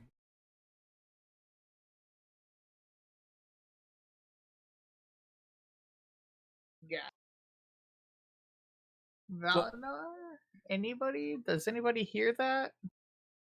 Hear what? You just hear. You guys ever just so slightly hear this, or like this sound in the distance a little bit. More noticeably too, you hear one, and then another, and then another. So a total of 3 sounds. Run? Does that sound large? Does that sound large to y'all? Katya, you and Denock do not notice it. Oh, I thought somebody said something. That was what, 3 things landing? Yep. Hey, guys, I think there's something landing. Was it from behind us or was it from? Kind of in front of you. Oh no. Can I see anything specific? Or is it just all audible? it was more audible for the time being. Okay. If you guys would like to make a perception check, you are welcome to. I'd like to. So those of you who have heard the sound, so Yeah. 9. Wow. 9. Oh. Well, You can't see the forest for the trees. 11. Unfortunately, you guys don't see anything at the moment. Wop, wop, wah, wah, wah, wah, wah, wah, wah. Well, Okay. well, I really don't feel like walking headfirst into what is probably an ambush. If it were an ambush, we wouldn't know it was there. Yes, but I don't think it wanted us to know it's there. good point. At that, Should at one of us, that, you actually hear somebody speak up. Oh, so you heard us then, did you? Whoop. And you watch an individual kind of step out from around a tree, probably maybe 30, 35 feet, maybe 40 feet from you guys. Yeah, see? There's the ambush. Just one? Kind of, at the moment, just one individual, kind of dressed in black. And he kind of looks to you guys and just says, "Now, I understand that you guys are just travelers. So, leave all of your valuables on the ground, and we'll let you live." Valuables. Carden, That's funny. Carden just stares at him like he's an idiot. And Carden, and that's coming from Carden. Yep. Oh, that's funny. As you guys kind of laugh, he goes, "I mean, if you guys insist," and he like snaps his fingers, and from 2 more here. from the bushes, about the same distance, from you guys, just slightly, 2 more individuals kind of poke their heads out of the bushes, and they seem to be having crossbows Question. trained on you guys. How close are they? About 30, 35 feet from you. I mean, how close are they all standing together? Oh, they are Uh-oh. between 20 and 40 feet from one another, depending on how you look at it. The 2 furthest away are about 40 feet away. Well, what I'm saying is, are any of them within 5 feet of each other? No. Okay. And as they point up, and one of them kind of goes, "Boss, are they wanting to do it the hard way?" And the guy in the middle kind of goes, "It would appear so. But there are more of them than there are of us. Or are there? Kind of says. And as he says that, you watch as from the tree behind him, you watch as another individual, another, again, dressed in black individual, kind of, I don't know, another individual dressed in black and atop a griffin steps out from behind the dang it. tree. Hmm. Kind Oh, of. look, And the another and the griffin kind of just lets Okay. out this screech, and you hear nearby, don't visibly see them though, two more. So I that's say, probably at most 6 people, 3 griffins. From what you're gathering, yeah. pet? Question mark. The guy on top of the griffin, kind of holding a crossbow himself. You could say that. Kind of like looks down at you guys as he is up in the air, like he's not flying, but the griffin itself is a fairly big creature. Hmm.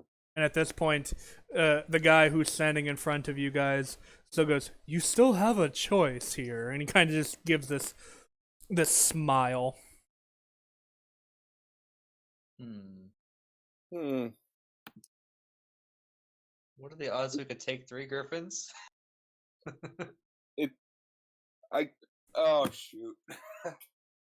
I mean, No, Valinor has a very stupid idea. uh-huh. Cast thaumaturgy to shout it 3 times the length.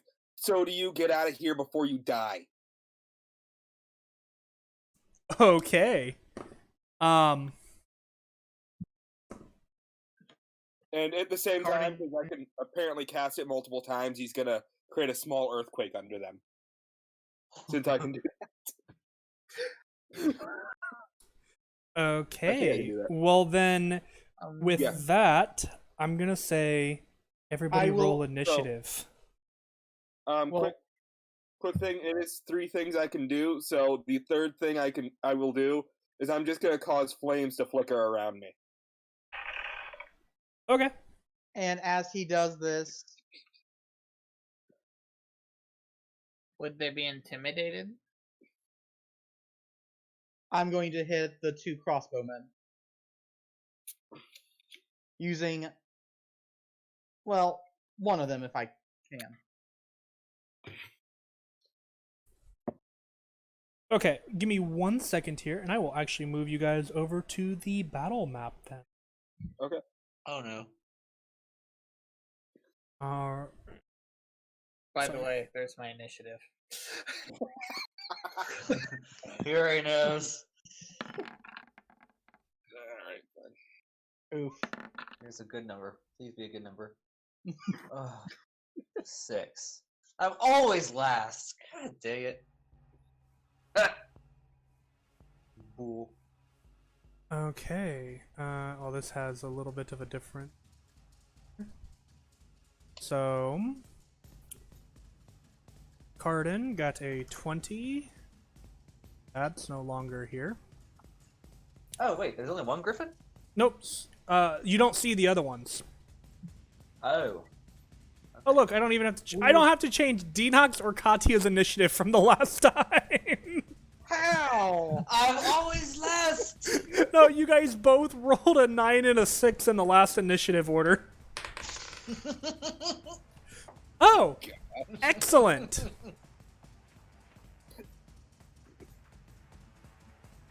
I hit thing. Oh, dang it. Great. It's going to make me redo those. Let me- Okay, 1 second here. Look what I've got available for. It's my turn.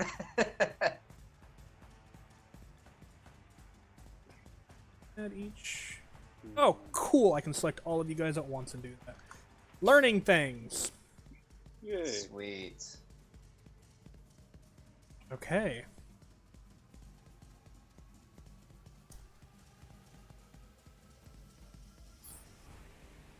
Did the bandits really get a 1 on their initiative? Yes, I rolled a natural 1, and I'm using it to kind of carry for all of them. Wow. Okay. Okay, so this is kind of how I assumed you guys were walking in the woods. If you guys feel that it would otherwise be something else, please adjust it. But this is just kind of how I assumed it was in the walking, as you guys were walking. And you guys should have control of your characters as of right now, too. So with that, Yep. with that, Cardin, you are up first. So So the two things that we did nothing. Sorry, I'm. What did Valinar want to do? Oh, you wanted to cast. I was doing the thaumaturgy thing, booming Okay. my voice, shaking the ground, and creating small flickers of flame. I mean, yeah, but that's more of an intimidation thing. Go ahead and roll intimidation. I'll allow that because you were doing that. Okay. Denog, I'm gonna have to say that you're gonna have to cast the spell on your turn, just because that was, like I kind of said it as it was a Well, because the Yeah. moment I heard him going, I was gonna do it. And Okay. Okay, I'll allow it. All right, so I intimidation don't suppose I got 17. advantage from doing the thaumaturgy stuff. No. Dang it. Damn. Okay. Nice try. It is To 17. 17. Okay. That definitely didn't help some of their positions. They don't look like to be backing off yet, though, because they do know that they have the numbers. What's the spell save DC? 15. For Denog.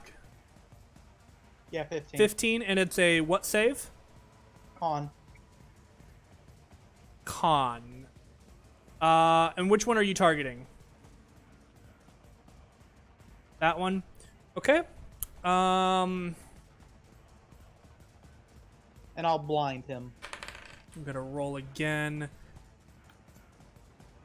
Con. It's a 16. Oof. Sorry, he rolled pretty well on that. So that doesn't... He doesn't get blinded then, right? Yep. Okay. It's worth a shot. Yeah, it was. Good attempt. Alright, now it is Cardin's turn.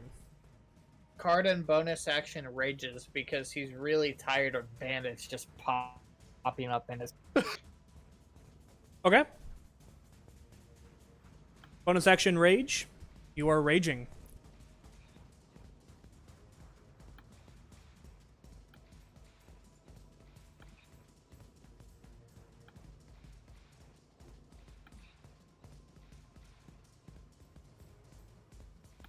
Not again. Rage. Newly Okay. Ooh. I didn't see that. All right. 13 to hit. That'll actually miss. Why- So. Yeah. So as you go to swing your newly acquired maul, this individual seems to be ready for it almost, as he kind of almost sidesteps your swing as you crash into the ground with it. oof. All right. Valinar. Alright. I'm within range. That's, I mean, I'm sorry, what was that? I was talking to myself about range. Okay. Okay. I should be within range to do this. Yeah. I'm going to cast Fairy Fire, centered around the guy in the middle, This guy? which could... Yeah. For the 20-foot cube, Okay. which gets all of them. So go ahead and go 20 feet for me. Go ahead and Say use again? your arrows again to make the square for me. Oh, okay. Oh, those are my arrows, but let him do it. Okay, 20. Go up to the guy up to the corners. That includes the guys, right? Yeah. Okay, so to include 20, that and then down. 20. 20. Okay. That gets all Nice. Okay. I need everybody inside that square. Then will have to make a dexterity saving throw, I believe. Then correct?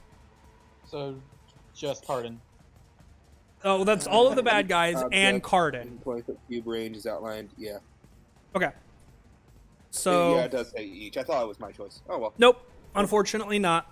Also, I am going to add something to these guys that I meant to do earlier. Uh-oh. Oh. I'm just assigning them colors, because then they're easier to distinguish between. Ah, okay.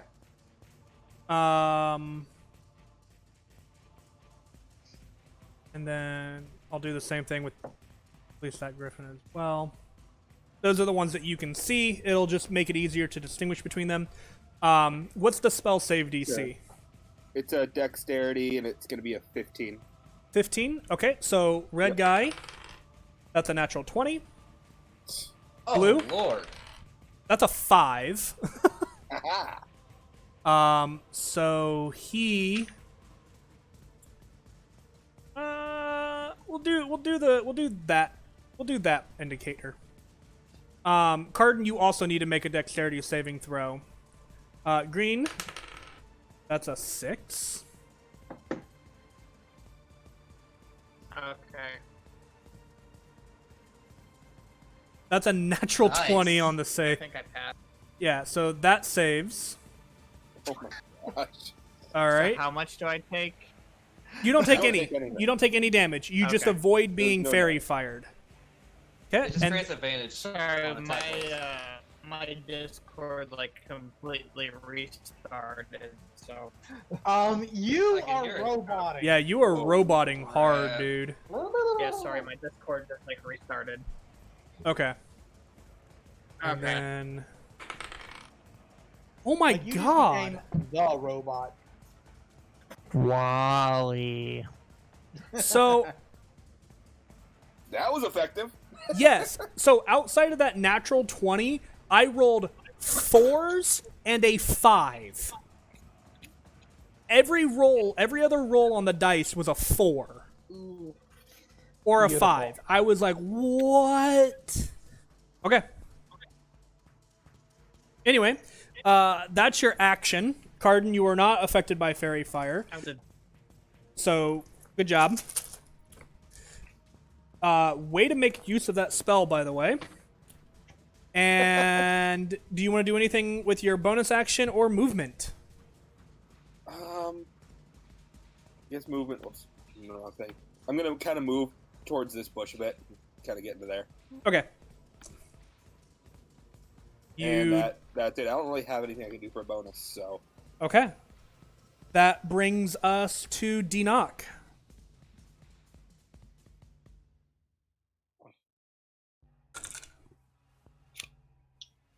I'm gonna target the griffin. Okay. Nice. he wants to replace the beak. Oh, okay. Oh, you're gonna use the cause sphere. Mm-hmm. Okay.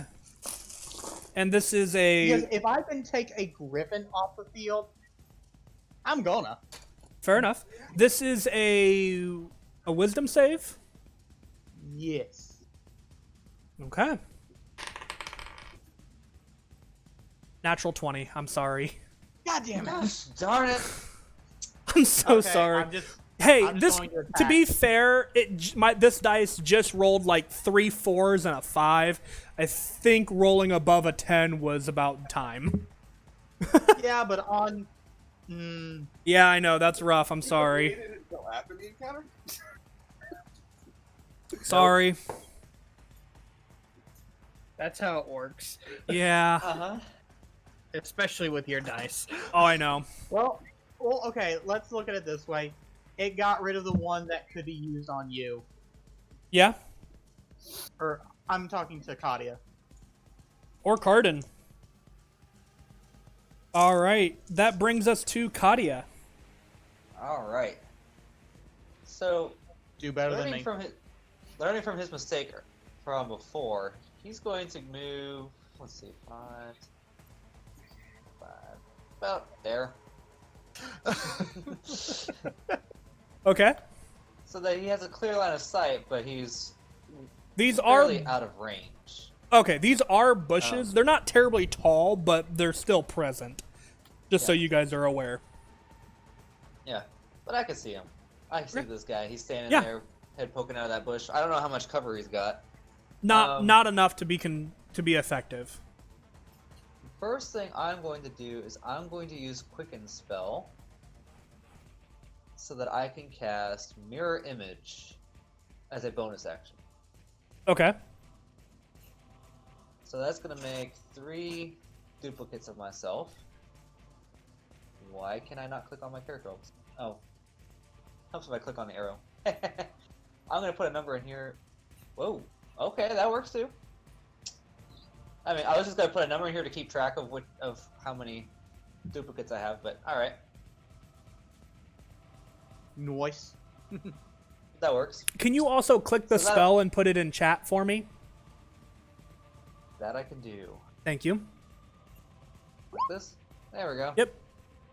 You'll need that information. Yes, I will. Yes. Okay, so that takes up 2 of my sorcery points. And now as my full action, I'm going to cast Firebolt at that bandit that I have within line of sight. This guy right Yep. here. At green. Okay. At green. Green's going to take some damage, maybe. You have advantage. I do have It's all. advantage. It's all. Alright. It's all attacks, right? Yeah, it should be all attacks. Oh my Oh lord. jeez. Well, that is a 10. A 10 Yeah. will miss. Wop. It's any I figured attack as much. roll. Wop. Damn. Okay. Well, I tried. But at least I'm safe. Okay. Are you sure about that? And I think that's about all I can do. Okay. That brings us to their turn. Cardin, the one in front of you is going to attack you with a scimitar. Okay. That's a... I don't think that's going to hit. That's a 13 to hit. Nope. Nope. I think Nope. Did I do that right? Hold on one second. I need to check something real quick. Oh yeah, they're the same thing. Okay. Yes, that is a 13 will miss. So the scimitar kind of throws itself out, but you manage to glance it to the side with your maul. That's right. The other two, That's so funny. purple up on on his perch is going to make a crossbow attack on you, Cardin. That's a 16 to hit. That'll hit. Okay, you take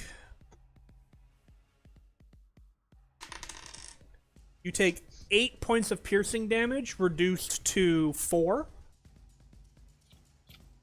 Copy. Red is going to make an attack on you, Valinar. That's a 13 to hit. What? Huh? Okay. What'd you say? I missed it. Sorry. Sorry. Red was going to make a crossbow attack on you. Okay. A 13. No. Okay. And then green is going to make a crossbow shot on you, Denock. Oh. Oh, that was so close to being good, but it wasn't. So I'm assuming a 6 does not hit you. Nope. Okay.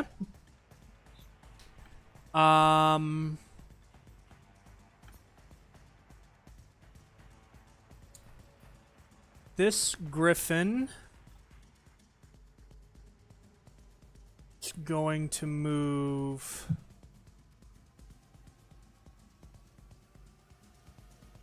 here,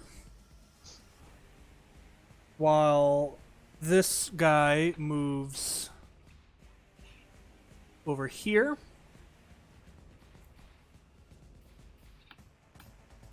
The Griffin is going to make its 2 attacks on you, Cardin. That's fair.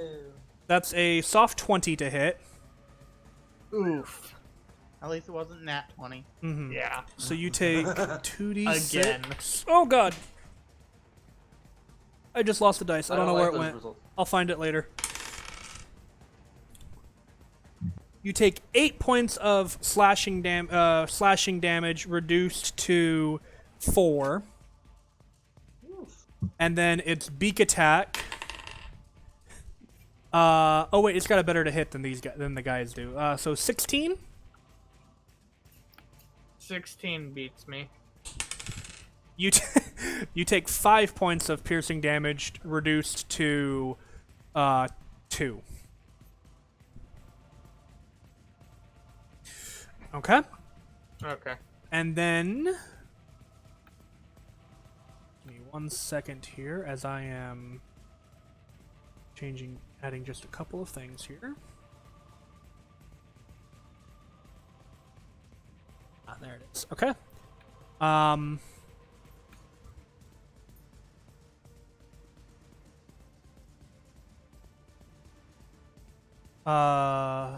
Valinar.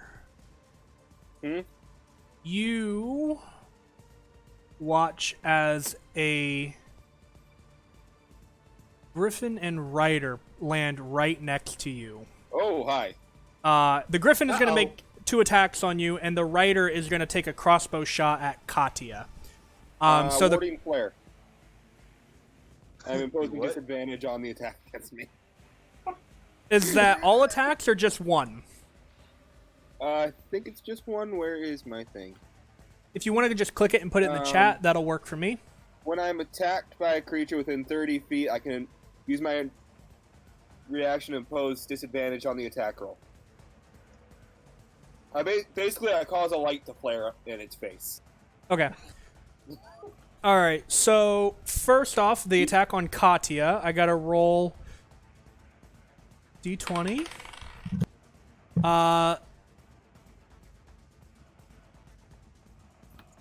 That is a. I thought I was supposed to roll the d20. No, I'll roll it. That's fine. Okay. I rolled a 4. I mean, do you really want to argue with it? Yes. You want I to don't roll like it? when you're rolling my numbers. Yeah, I want to roll it. Okay, roll it. Roll a d20 for me. All right. That's 8. a 8. So I hit you. No. So- he attacks huh? a duplicate. Huh? He attacks a duplicate. If you Oh, I read that backwards. I'm sorry. You have 3 duplicates. You must roll Yep. a 6 or higher to change the attack's target to a duplicate. I read that backwards. I am sorry. Okay, well then Make I an gotta. attack roll. Yep. Now I gotta roll to against one hit. of mine. Yep. Okay, well that's an 18 plus number, so that's gonna hit the duplicate. Duplicate. That's one duplicate dead. Yeah. So go ahead and delete one of the duplicates. Can you do that, or do I have to do that? I'm about to find out. Oh, there it goes. Okay. Cool. It's dead. Sweet. And then the That makes me feel better. Griffin is gonna make its 2 attacks on you, Valinar. The first one with disadvantage, right? I believe so. I'll just put it in chat real Please. quick for you.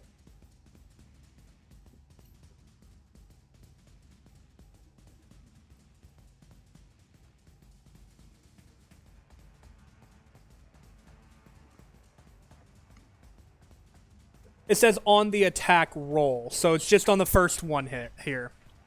Okay. So the first one disadvantage. That's a 16 to hit with disadvantage. My AC is 17. Okay, so the first attack misses. That's still a pretty good roll if that's for disadvantage. I rolled an 18. I rolled an 18 and a 10 on the die. Oh my gosh. Ooh. So the next roll, the next attack is not at disadvantage, but I rolled a 3, so a 9. Yeah. That doesn't hit. Okay.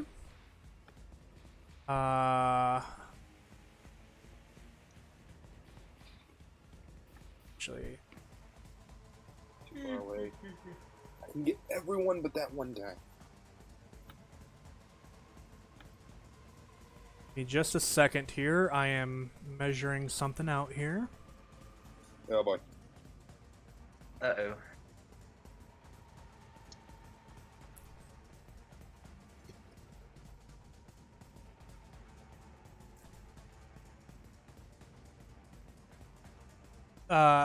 Katya, you watch as a griffin and rider land behind you, Oh no. cutting Oh, off hi. cutting off your essentially escape route. And the rider is going to make a crossbow shot at you. Do you want to go ahead and roll that d20? Yes. Bloop. 15. Okay. Now I'll roll to hit. It's gotta be an 11. I did not. I rolled another Sweet. 9. Yeah. Okay. Awesome. That's no That good. ends their turn. Back to the top of the round with Katya, or with sorry, Cardin. I am not Cardia. I am now at the top of the round. All right, Cardin.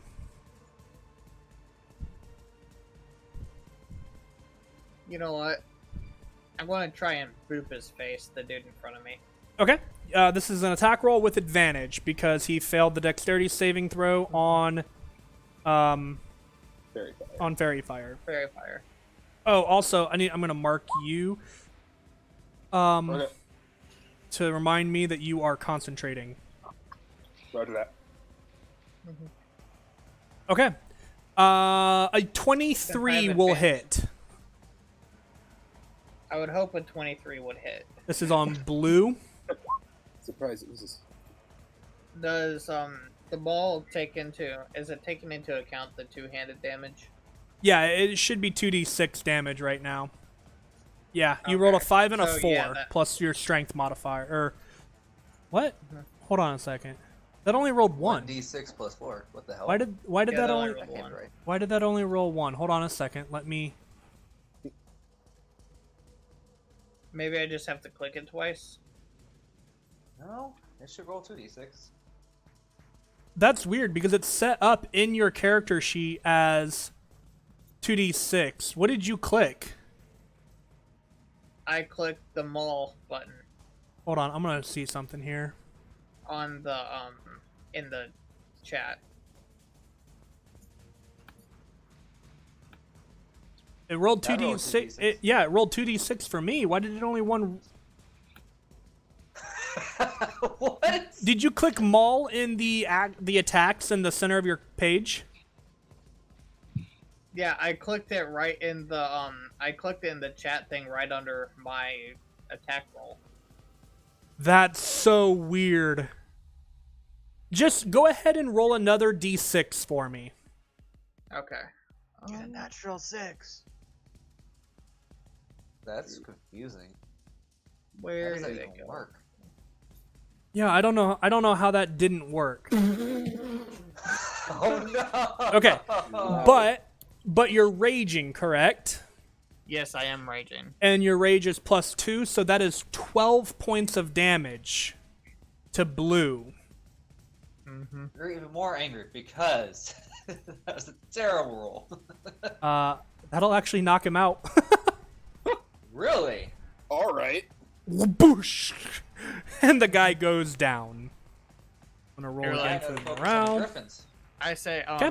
bonus. I'm going to like bonus action like talk type of deal. Okay. Like, I like this thing. All right. and then I just sort of like move there. Okay. The rider is on top of the griffin, just so you are aware. Yeah, I figured. Okay. Okay. But I'm also thinking Griffin dealt more damage to me. Yeah. So Okay. Valinar. You have a I would griffin be- in your face. Yeah. And I'd probably be taking an attack of opportunity to back up, wouldn't I? Yep. Technically. Shoot. Do I want to do it here, or do I want to do it? Yeah, I'll take an attack of opportunity. Move a little bit this way. Think that. Okay. The griffin. Ooh, that's a 24 to hit. I was about to ask if I could warding flare on that, or if I don't, or do I not have my reaction back? You get your reaction back on your turn, but your reaction you can't take on your turn. Does that make sense? Like, Yeah. it's a really weird situation with that. So you have it back, but you can't use it on your turn. At least if I'm Okay. understanding it correctly. Okay. Could you use a reaction against a reaction anyway? Okay, so that is an attack with the claws. Oh no. Oh no. That's max damage. Oh god. That's 16 points of slashing damage. Ow! Yeah, I rolled double sixes Ow. on that one. I'm sorry. but a scratch. That's non-reduced, and I need you to make a Constitution saving throw as you do so to maintain concentration on fairy fire.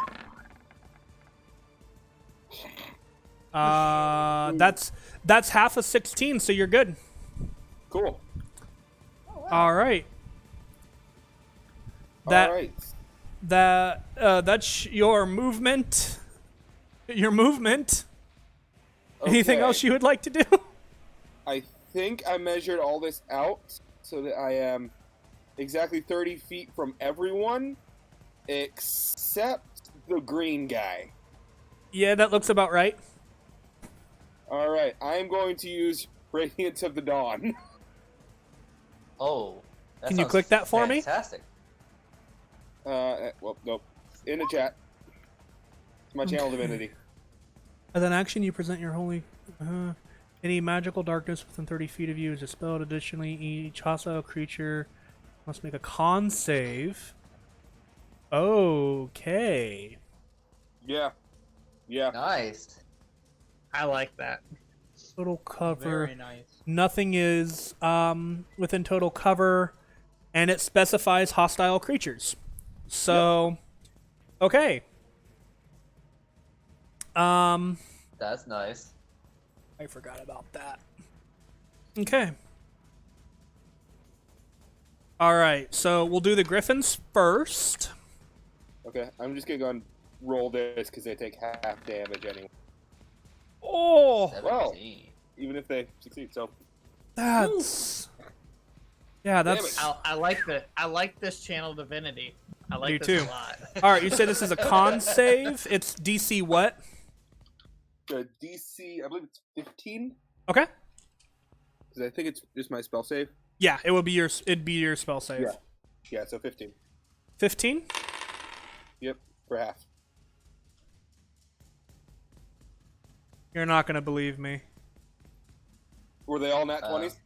None of them rolled above a 10. Yes. Nice. Awesome. And they needed at least a 12 to even save. Okay. So that's max damage. So the Griffins instantly take 17 points. Oof. 17 for you, and 17 for you, and 17 for you, and 17 for all. Yeah. 17 for everybody. Okay. Does that kill all the riders? Everyone but the green guy over there. They have not attempted their saves yet, so I don't know. Okay. There are 4 riders that are subject to this throw. This is, huh? Oh, sorry, okay. I also just noticed the red guy's just out of range. Okay, so Nah, kill 3 him anyway. raiders. Oh, crap baskets. Oh well, I wanted to make sure I at least got all the griffins in it. So Yeah, that's probably the I big mean, thing. fair. Okay. glad the red guy was there. He's kind of blocked by the icons. Alrighty, so we'll go yellow. That's a 14.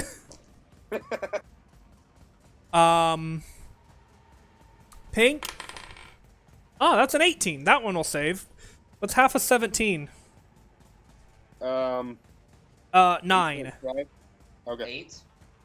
well, 8.5. It's 8.5, but we I don't round. know which way you round. So Oh wait, I guess I think I round everything. No, I round up, so it's 9. So pink takes. Okay, well hold on. So yellow took all 17. Okay, pink takes 9. Purple. That's a 13. He takes 17. Okay. Okay, so I guess I need to do this on this here. Yellow, dead. Pink is still alive. Purple, down. Very nice. All right. and now I'm gonna die. Okay. That is your turn. Good turn. Alrighty. Nice. Good things. Double kill. D-Knock, Mm-hmm. it's your turn.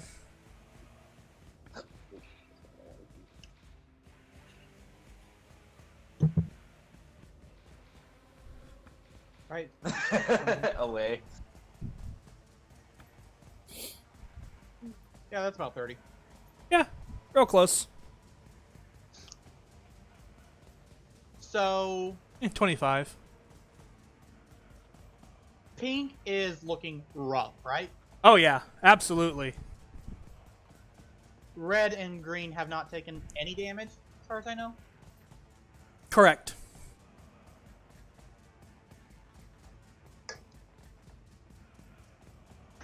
Okay.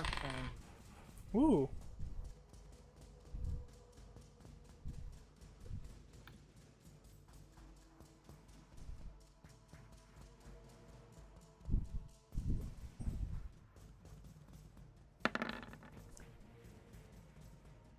Okay, I'm aiming at red. Red. Okay. Seriously? Oh. 4 points of fire damage. Okay. He's taking damage. It clearly hurts him, but he's still standing. And a 22 to hit will hit.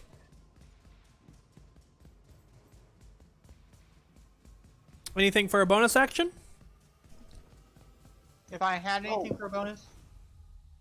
Shoot. Wait, you said I only moved 25, right? Yeah. I realized I forgot to do my bonus action. What do you want to do for your bonus Too action? late. I was gonna do healing word on myself. I'd say you can do that. Okay, thank you. Go ahead and just roll that healing real quick, Very and we'll keep moving on down through the turn order. So, Katya. Well, can I crouch? You can crouch. I'll say it'll give you a little bit of cover, but not a ton, but some. Ooh, good I mean, healing. anything 7. else? Although, Okay. with your roll, so. Katya, it is your turn. Okay. Also, just so that you know, you can click and drag to like select all 3 of your tokens that's what I'm and about move to them. do. And move them all at the same time. And I'm imagining this as all 3 of you performing the action, just like. Yep. Yeah, it's in like perfect synchronization. literally they do it in perfect Yeah. sync, which is why it's hard to tell which one is which. It's like the Pokemon move, double team. Yeah. Sure. My children are going through that phase. Sorry. How about I Bushido? am. Every good child should. Yeah, Anyway. I did. Now it's their turn. I'm going to use Twinned spell to cast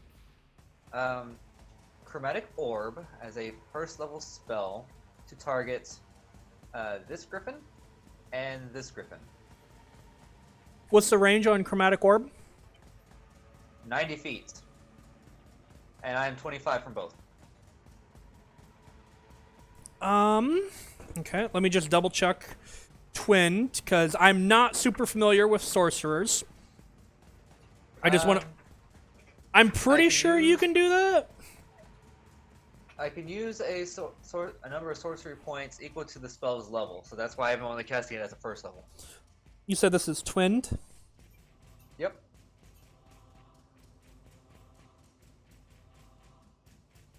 Yeah, technically it only targets one creature, so yeah. Cool. That's my last sorcery point. Okay. So What'd you let's do with see, the other that's one? Chromatic Oh, yeah, Orb, quicken. 14 to hit. What are you trying to target? Griffin, what color? Green? Green. A 14 will hit a Griffin. Okay. And for the second one, that's a 13. 13 will also hit a Griffin. Fantastic. So that's going to be acid damage, both. Okay. So, So this is on... do you want me to roll damage twice, or just... Yes. Okay. So green will take 12. Green will take 12. And blue will take 13. Okay. Acid damage. Woo. They're still standing, but they look hurt and pissed. I imagine so. And now it's their turn. Yes, it is. That was my turn. All right. Bye bye, Katya. Why do So- you think I cast Mirror Image first thing? All right. So red is actually going to shout and just go, "Go! Warn the others!" And this one, this guy, When you said shout, all I could think of was like a dragon shout from Skyrim, and I was like, oh crap. Boost roll da! Right through us all. So yeah, this guy, blue and pink are actually going to use the entire flight speed and turn of a griffin to move 160 feet this turn. So they're gonna move out of sight. Bye. They gone. Oh no. And then red is going to run up to you, Valinar. Hi. what's up? Because he doesn't care about about Cardin right now because he's not stupid. Griffin, green Griffin is going to move here. Nice. And oh, hello. this How bandit are is going to you? move right up to you, Denock, because that was 5, 10, 15, 20 feet. Okay, so the first off, the one on excuse me, Valinar. 14 player.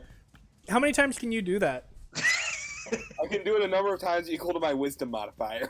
Oh, geez. So you've done it once? Okay. He's done it once. So 5 times. Damn. So As working, Frida. That's nice. does a 14 hit? No. Okay. Well, he only Beautiful. has the one attack, so okay.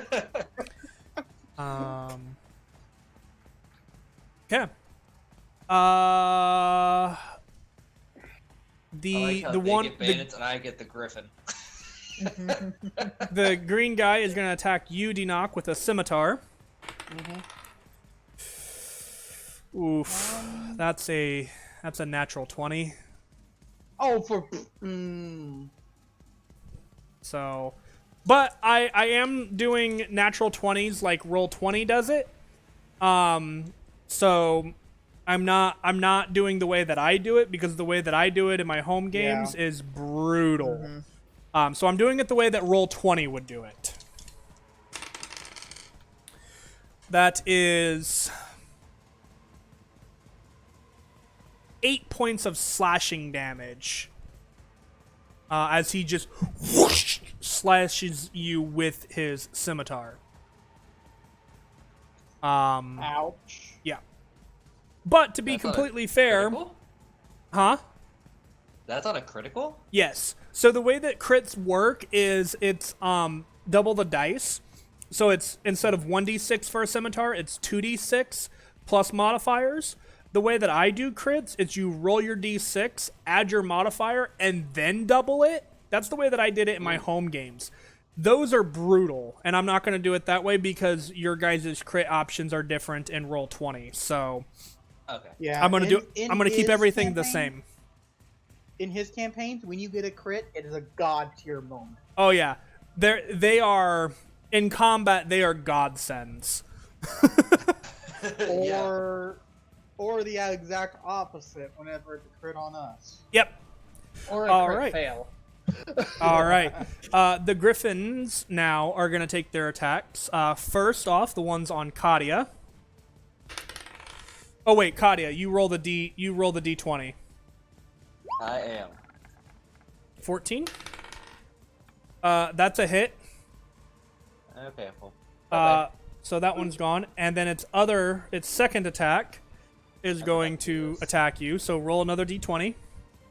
Hang on. Okay. And this will be the actual one. I forgot to roll that when I did the chromatic orb. Oh no, that's a 4. 4. So And that I need a that hits you, I believe. 8. No, wait. I need an 11 or higher. So yeah, that's gonna hit me. Oof. So you gotta beat 12, which won't be hard. Okay, so this Griffin As long as he rolls. doesn't hit a nat 1, he's hitting you. I mean, not necessarily. They don't have that big of a plus. But that is a 13 to hit. Damn. Okay. Oh. Am I dead yet? Well, it hits with its beak attack, so we'll find out. Oh no. That's 8 points of piercing damage as it kind of like bites into your shoulder. Okay, I'm still alive. We're good. Yep. All right, now the ones on Cardin. Why can I actually feel that? Ow. What the hell? The claws hit for a natural 20. What? Yeah. Sorry. Wop, wop, wop. Poor Cardin. He's Rip. always getting Stop just destroyed. critting on us. Stop critting on Cardin specifically. My God. Hold on a second, guys. I'm doing math. Don't make me laugh. So that's. You crit on me so much. I mean, to be fair, it's I want better those dice. you. It's better you than anybody else in the party. Katya would True. be instantly dead. So with that crit from its claws, that is 21 points of slashing damage reduced to 11. Hey, you guys want to take a guess at what dice it was that crit? Say one. It's the same ones. Was it's it been- was it the normal one you crit with? Yeah, it's my blue one. It's the most solid one that I have. And then the beak attack is a 19 to hit. Oh. And that is 7 piercing reduced to 4. So all in all, you took Okay. 15 points of damage that round after being crit hit. Yeah, I'm glad it's not the way you like. This is the one case where I'm glad it's not the way you normally do it. Yeah, but even that crit, dude, I literally rolled 6, 5, 4, 3 on 4d6. Oof. Yeah. So, anyway, that ends their turn.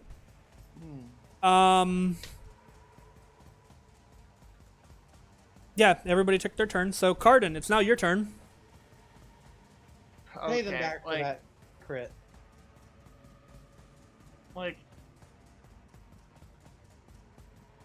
you know, I'm going to sort of look at the griffin, and then I'm going to do bonus action.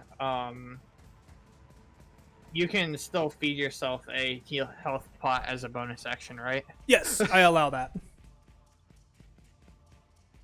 What? Yes, I allow that. Okay. Okay. I'm going to go ahead and use my healing potion because I'm down fairly low after that. Okay, go ahead and roll 2d4 plus 4.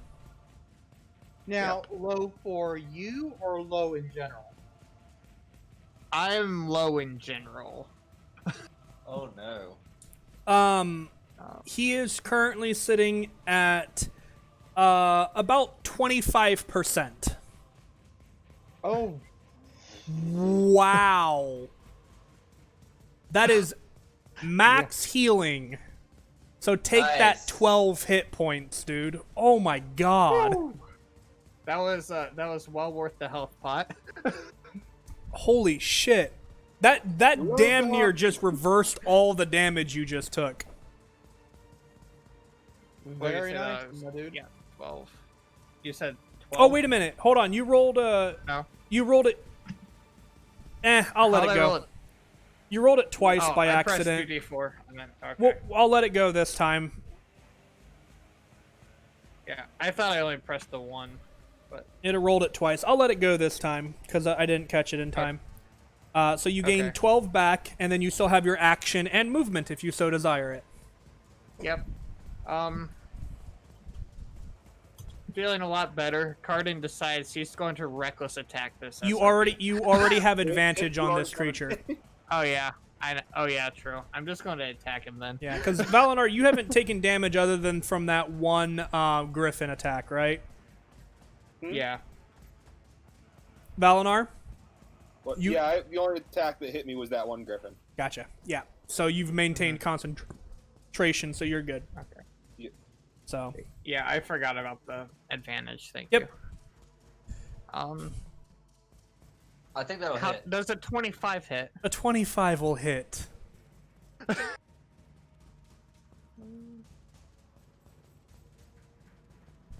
Ooh. Why is it only okay, No, it rolled is 2. showing the 2d6. Yeah, it plus rolled 4. 2. 6 this time. Yeah, so 12 plus 2 for rage. So that's 14 Yeah, so points of 14. bludgeoning. So you like chug this health pot. And And the I just bash him. and the griffin kind of looks and goes, "Ah!" and you just whop with the maul across its face. Nice hit. Anything else you would like to do with your turn? What? You know, just to confuse the griffin, I'll move around it.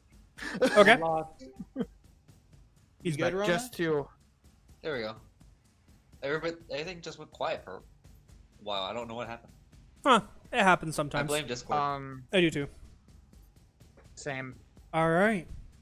That will end your turn. That brings us to Valinar. All right, so Valinar is going to cast Scorching Ray and target the 2 Nice. griffins and the guy in front of Deanock. Okay.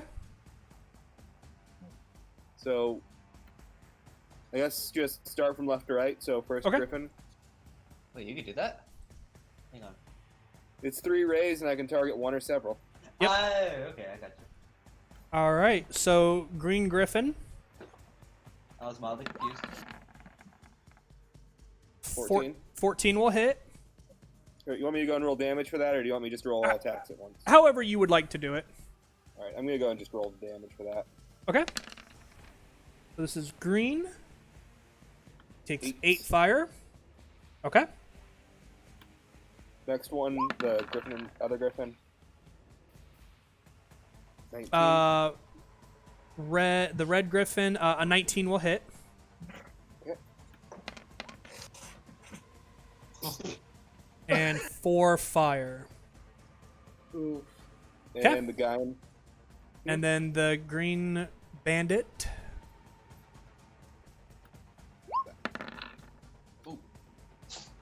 A 16 will just hit.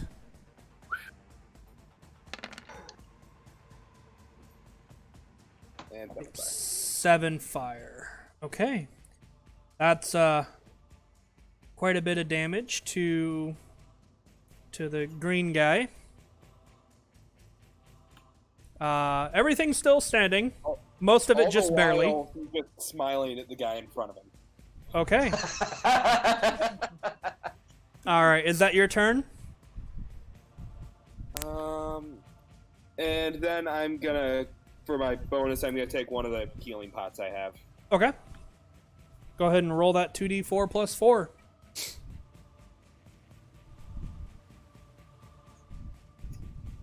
And then D-Knock, you're on deck, so be ready. 10 healing. That's really good. I'm back to max. Wonderful. All right, D-Knock.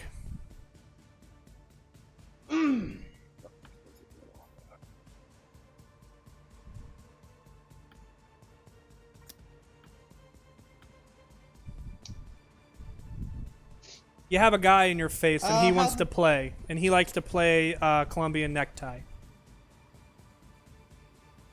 How's the guy in front of me? Hurt, pissed. he really wants to play Colombian necktie, which is where he cuts your throat open and pulls the tongue out and leaves it hanging like a necktie. Okay.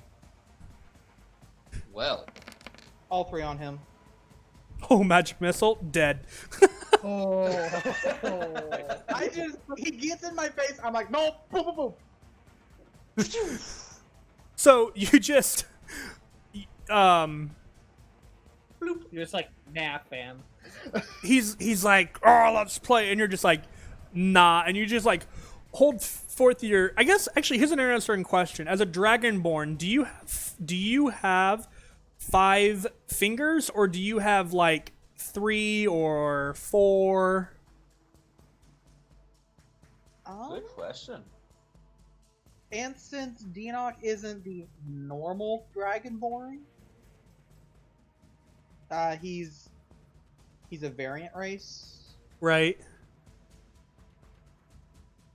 Just for flavor wise, I kind of want to know how I can Yeah. flavor this magic missile here. 3 fingers. 3 fingers. Okay, so you kind of like hold up your dinosaur reptilian hand where it's just got the 3 fingers. And at the end of each of these fingers, these little small beads of white light kind of form. And you're just like, nah, fam. And poof, and jut forward and just pierce his body. And he Now I'm falls just like limp. Yoda. Huh? Now I'm just thinking of like Yoda.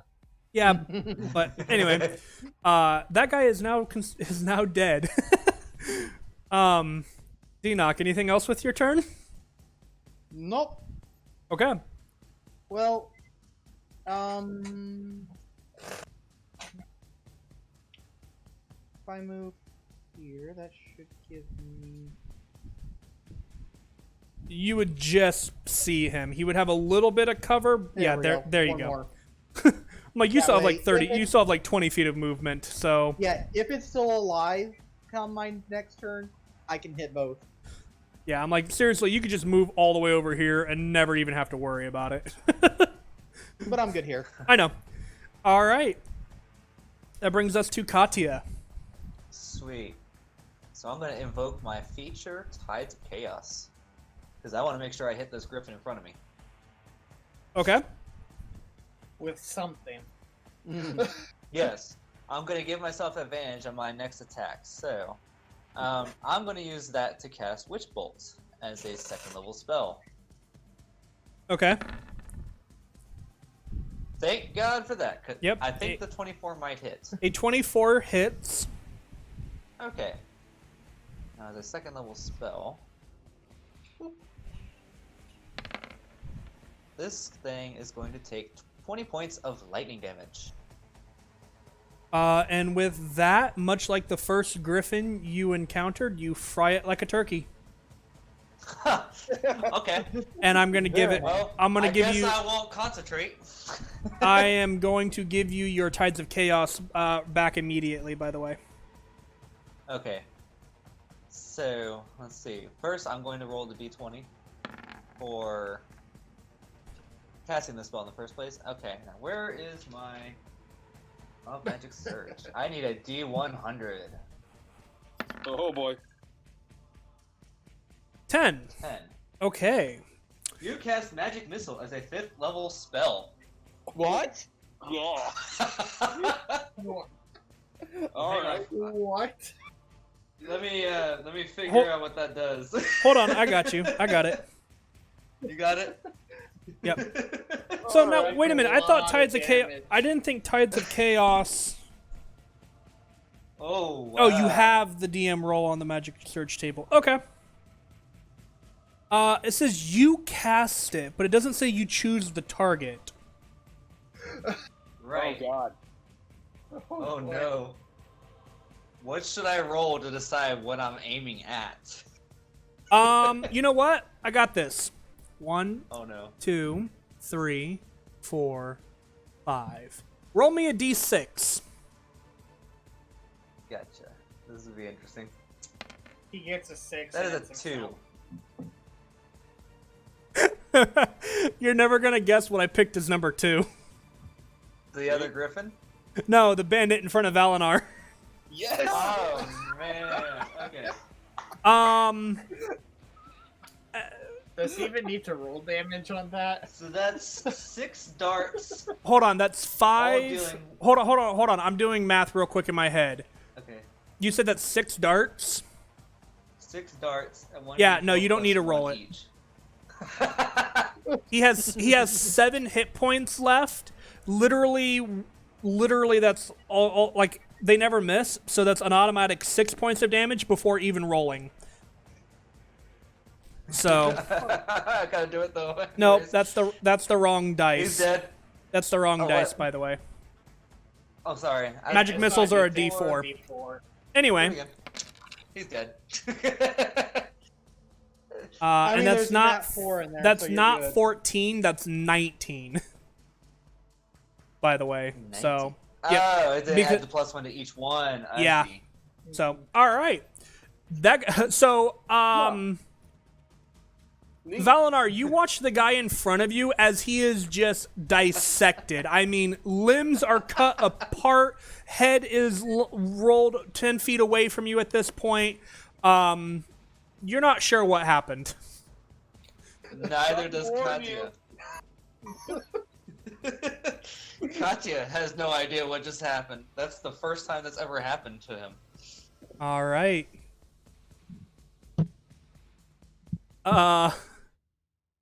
It's the Griffin's turn because that's the only thing that's left.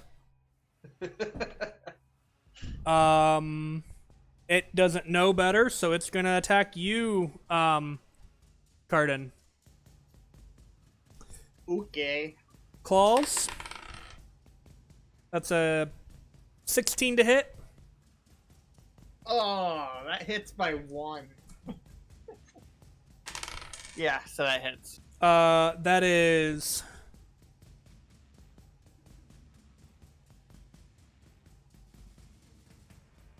That's 11 points of slashing damage reduced to 6.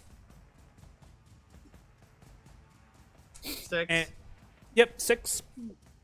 And then the beak attack is a 25.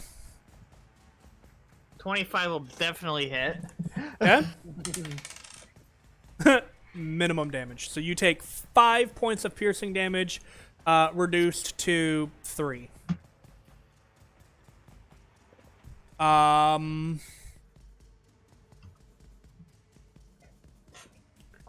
Actually, I'm you know fine with what? that.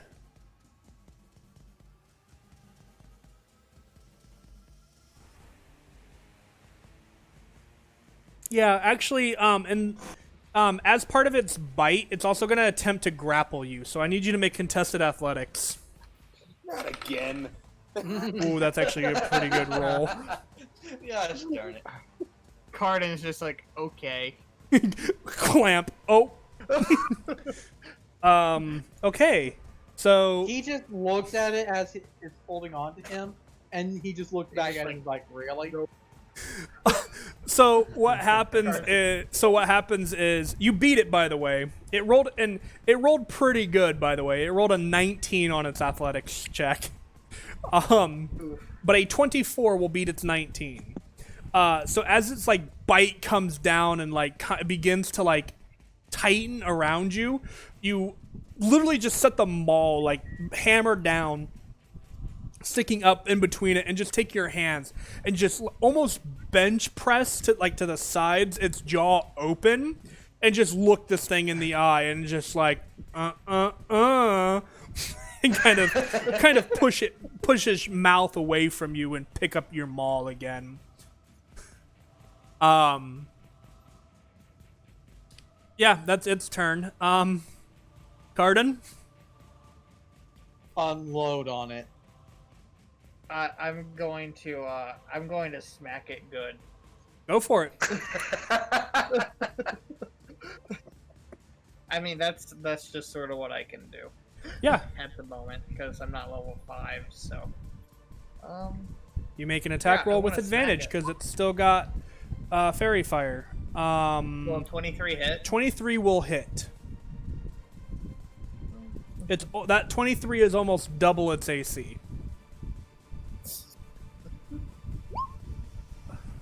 I can take that. Wow, that's almost That's a max, I good think. 15. That's 1 point from max. How do you want to kill it? Oh, I just smash it in the face. Like, I bring my maul down. Like, I look at it after it tries to grapple me. I do sort of like that finger, like you were saying.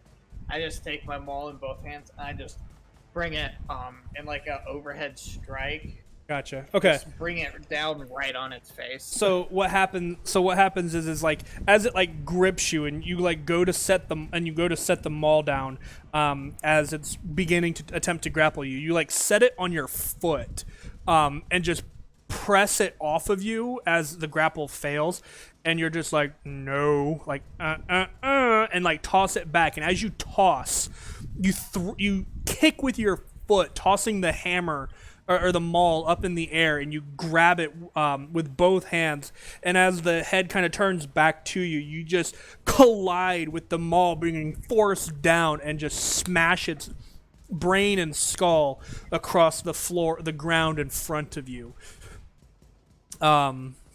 Disturbing part of the earth below you, even.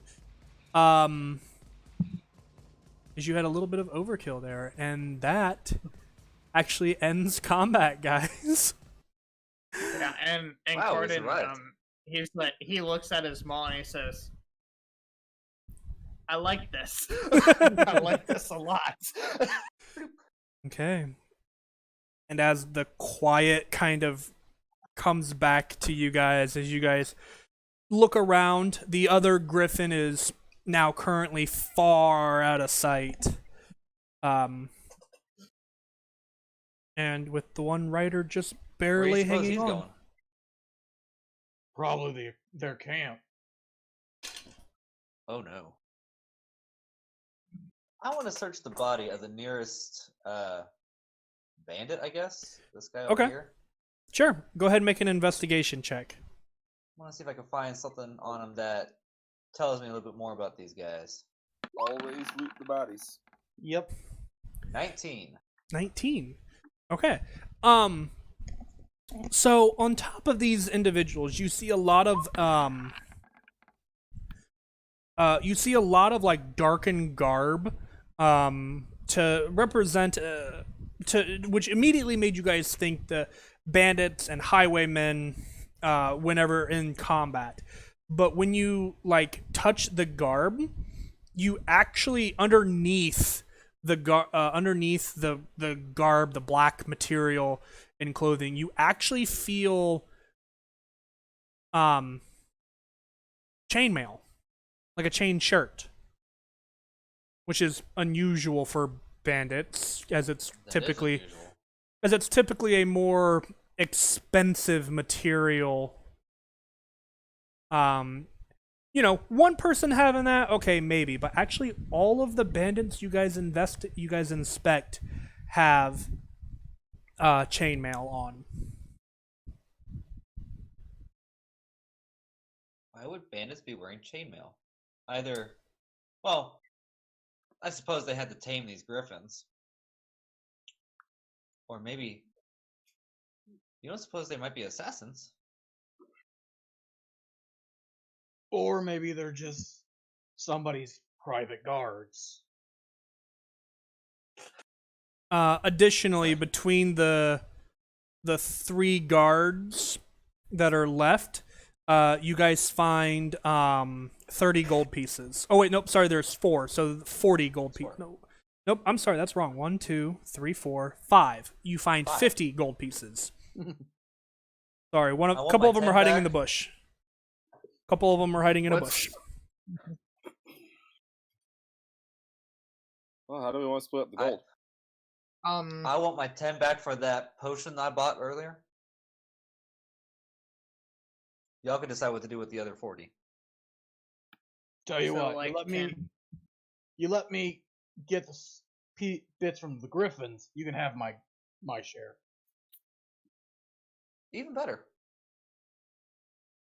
So I Okay. want to attempt to harvest things from both griffins, Okay. and I also ask if someone would help me. I'll go ahead and help. Okay.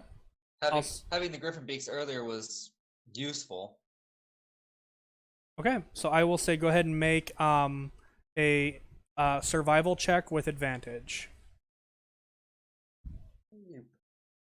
I'm not gonna do much, but 16. Okay. Okay. Good thing you had advantage. Yeah, thank you. Yep. All right. So with that roll, I will say you managed to get another talon and beak from the griffin itself, as well as, I'll say, let me see here. What'll that give me? What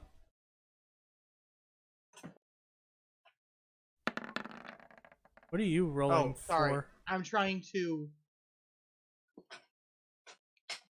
clicking the wrong thing. I'm sorry. You're fine. I'll say you also acquire 10 griffin feathers, like pristine, undamaged griffin feathers. Ooh. Good thing you were checking this one, because on the other one, I kind of melted a few off. That's between the I'm kinda 2, surprised just so their you feathers know. left. I'm sorry, Valinar. I spoke over you. I'm sorry. I'm kind of surprised there are feathers left after the fire. Like I said, there are a few, and I just kind of rolled for it, and I got really ridiculous roll, so whatever. So, but that is what that is what you managed to harvest between the 2 griffins. You get 1 undamaged beak, 1 undamaged talon, and then 10 of the undamaged feathers.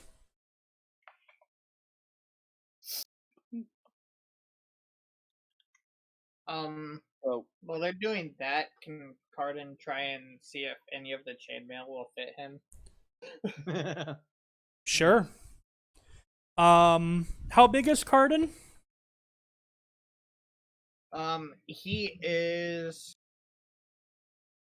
Let me see. He's only like 5'9", but he's like 235. Okay. Jeez. He is shrimpy boy. He's short, but he like built. I'm taller than that, and I weigh much less.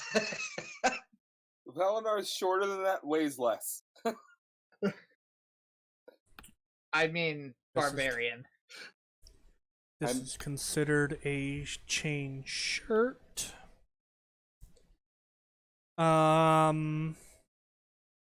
Also considered medium armor. Sorry, there's certain categories of armor that barbarians cannot use. Yeah. It's only heavy armor. Okay. So a chain shirt is considered medium armor. However, I don't think it's gonna do much for your AC. What's your current AC? 15. Yeah, it would give you the exact same armor class. Oh, okay. Yeah, because it's 13 plus Dex mod. You notice, Okay. though, as you guys are going over these guys' garb, a couple of them actually had, like, shields, like little buckler shields Cool. within their garb. Cool. I will pick one of those. You can add a shield to your inventory. So, if we're dividing the gold up evenly, guys, you did say it was 50, right? Yep. Yeah. We would each get 12.5 gold. So Well, remember, I'm giving up my share. I don't care. I was just dividing it by 4. So, Fair. Ooh, you still got that cauldron? Maybe we can take the extra couple, I guess? Extra couple pieces of gold and throw them in there. We can call that the pot. Ha! ha ha ha. Do we want to put it at the end of a rainbow too? So are you talking about taking the 12 gold and 5 silver that Denoch has basically said, nah, I'm good, and just putting it in the cauldron? What's a rainbow? I mean, I'll take it. I don't think any of us would argue money. Yeah. You guys could start a party fund, which I think is what Katya was hinting at. Yeah, a party fund would be interesting. Yeah. Who should carry the party fund?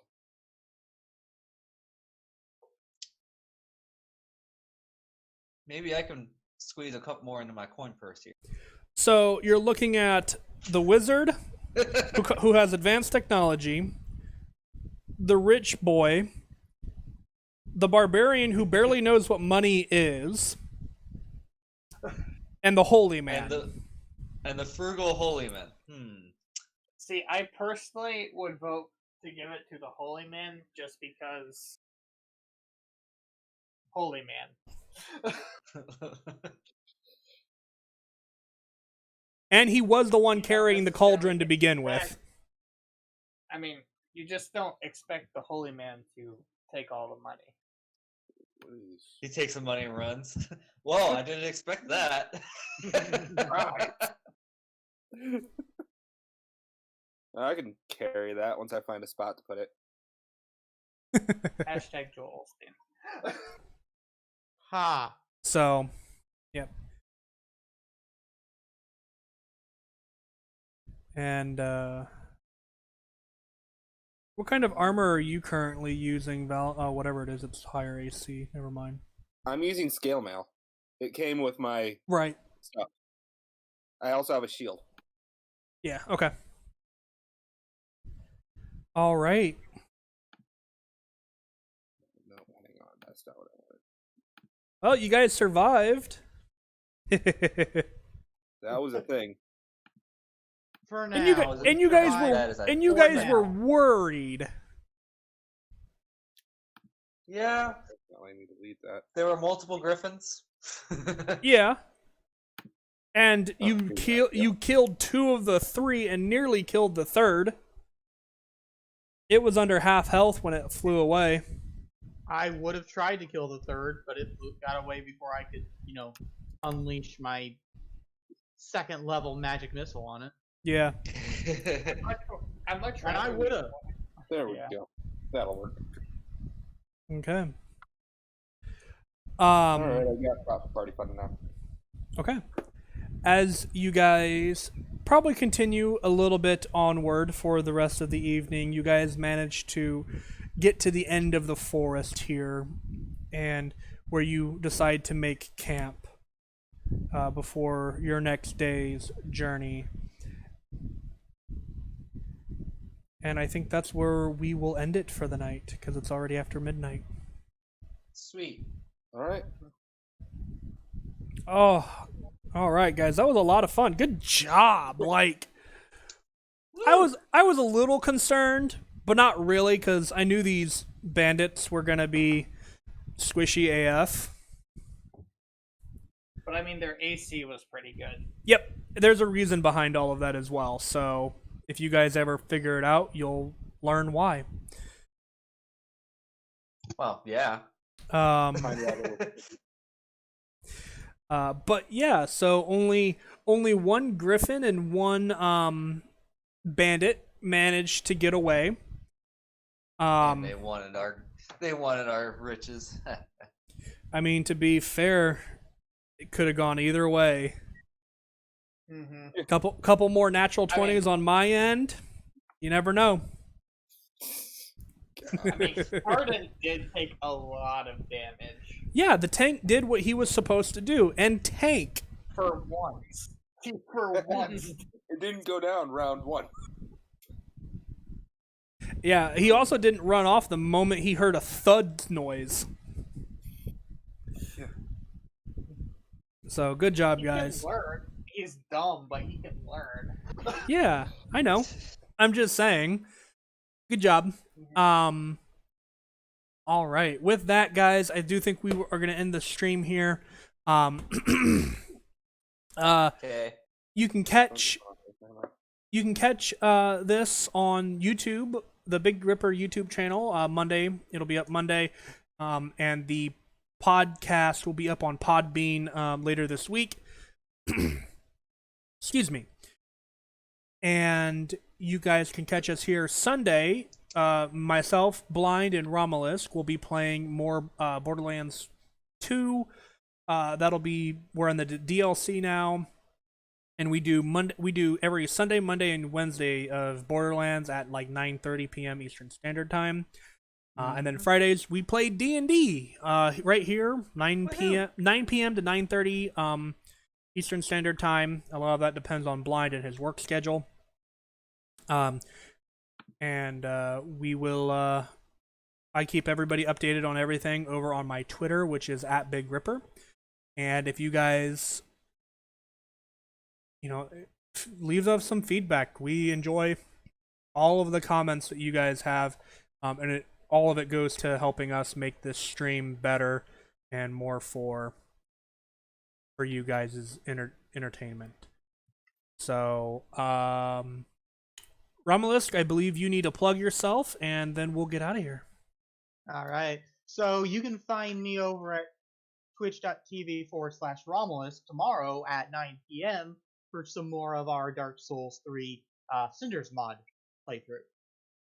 We cleared the Cathedral of the Deep, and we've also beaten the First Lord of Cinder, the Abyss Watchers. And we're going through the catacombs. So let's find out what these Rolly Skelly boys do with us. Very Good nice. luck. Spooky, All scary right, skeletons. guys. With that, you guys have a great night, and we'll see you guys in the next one. Good night. Night. See y'all.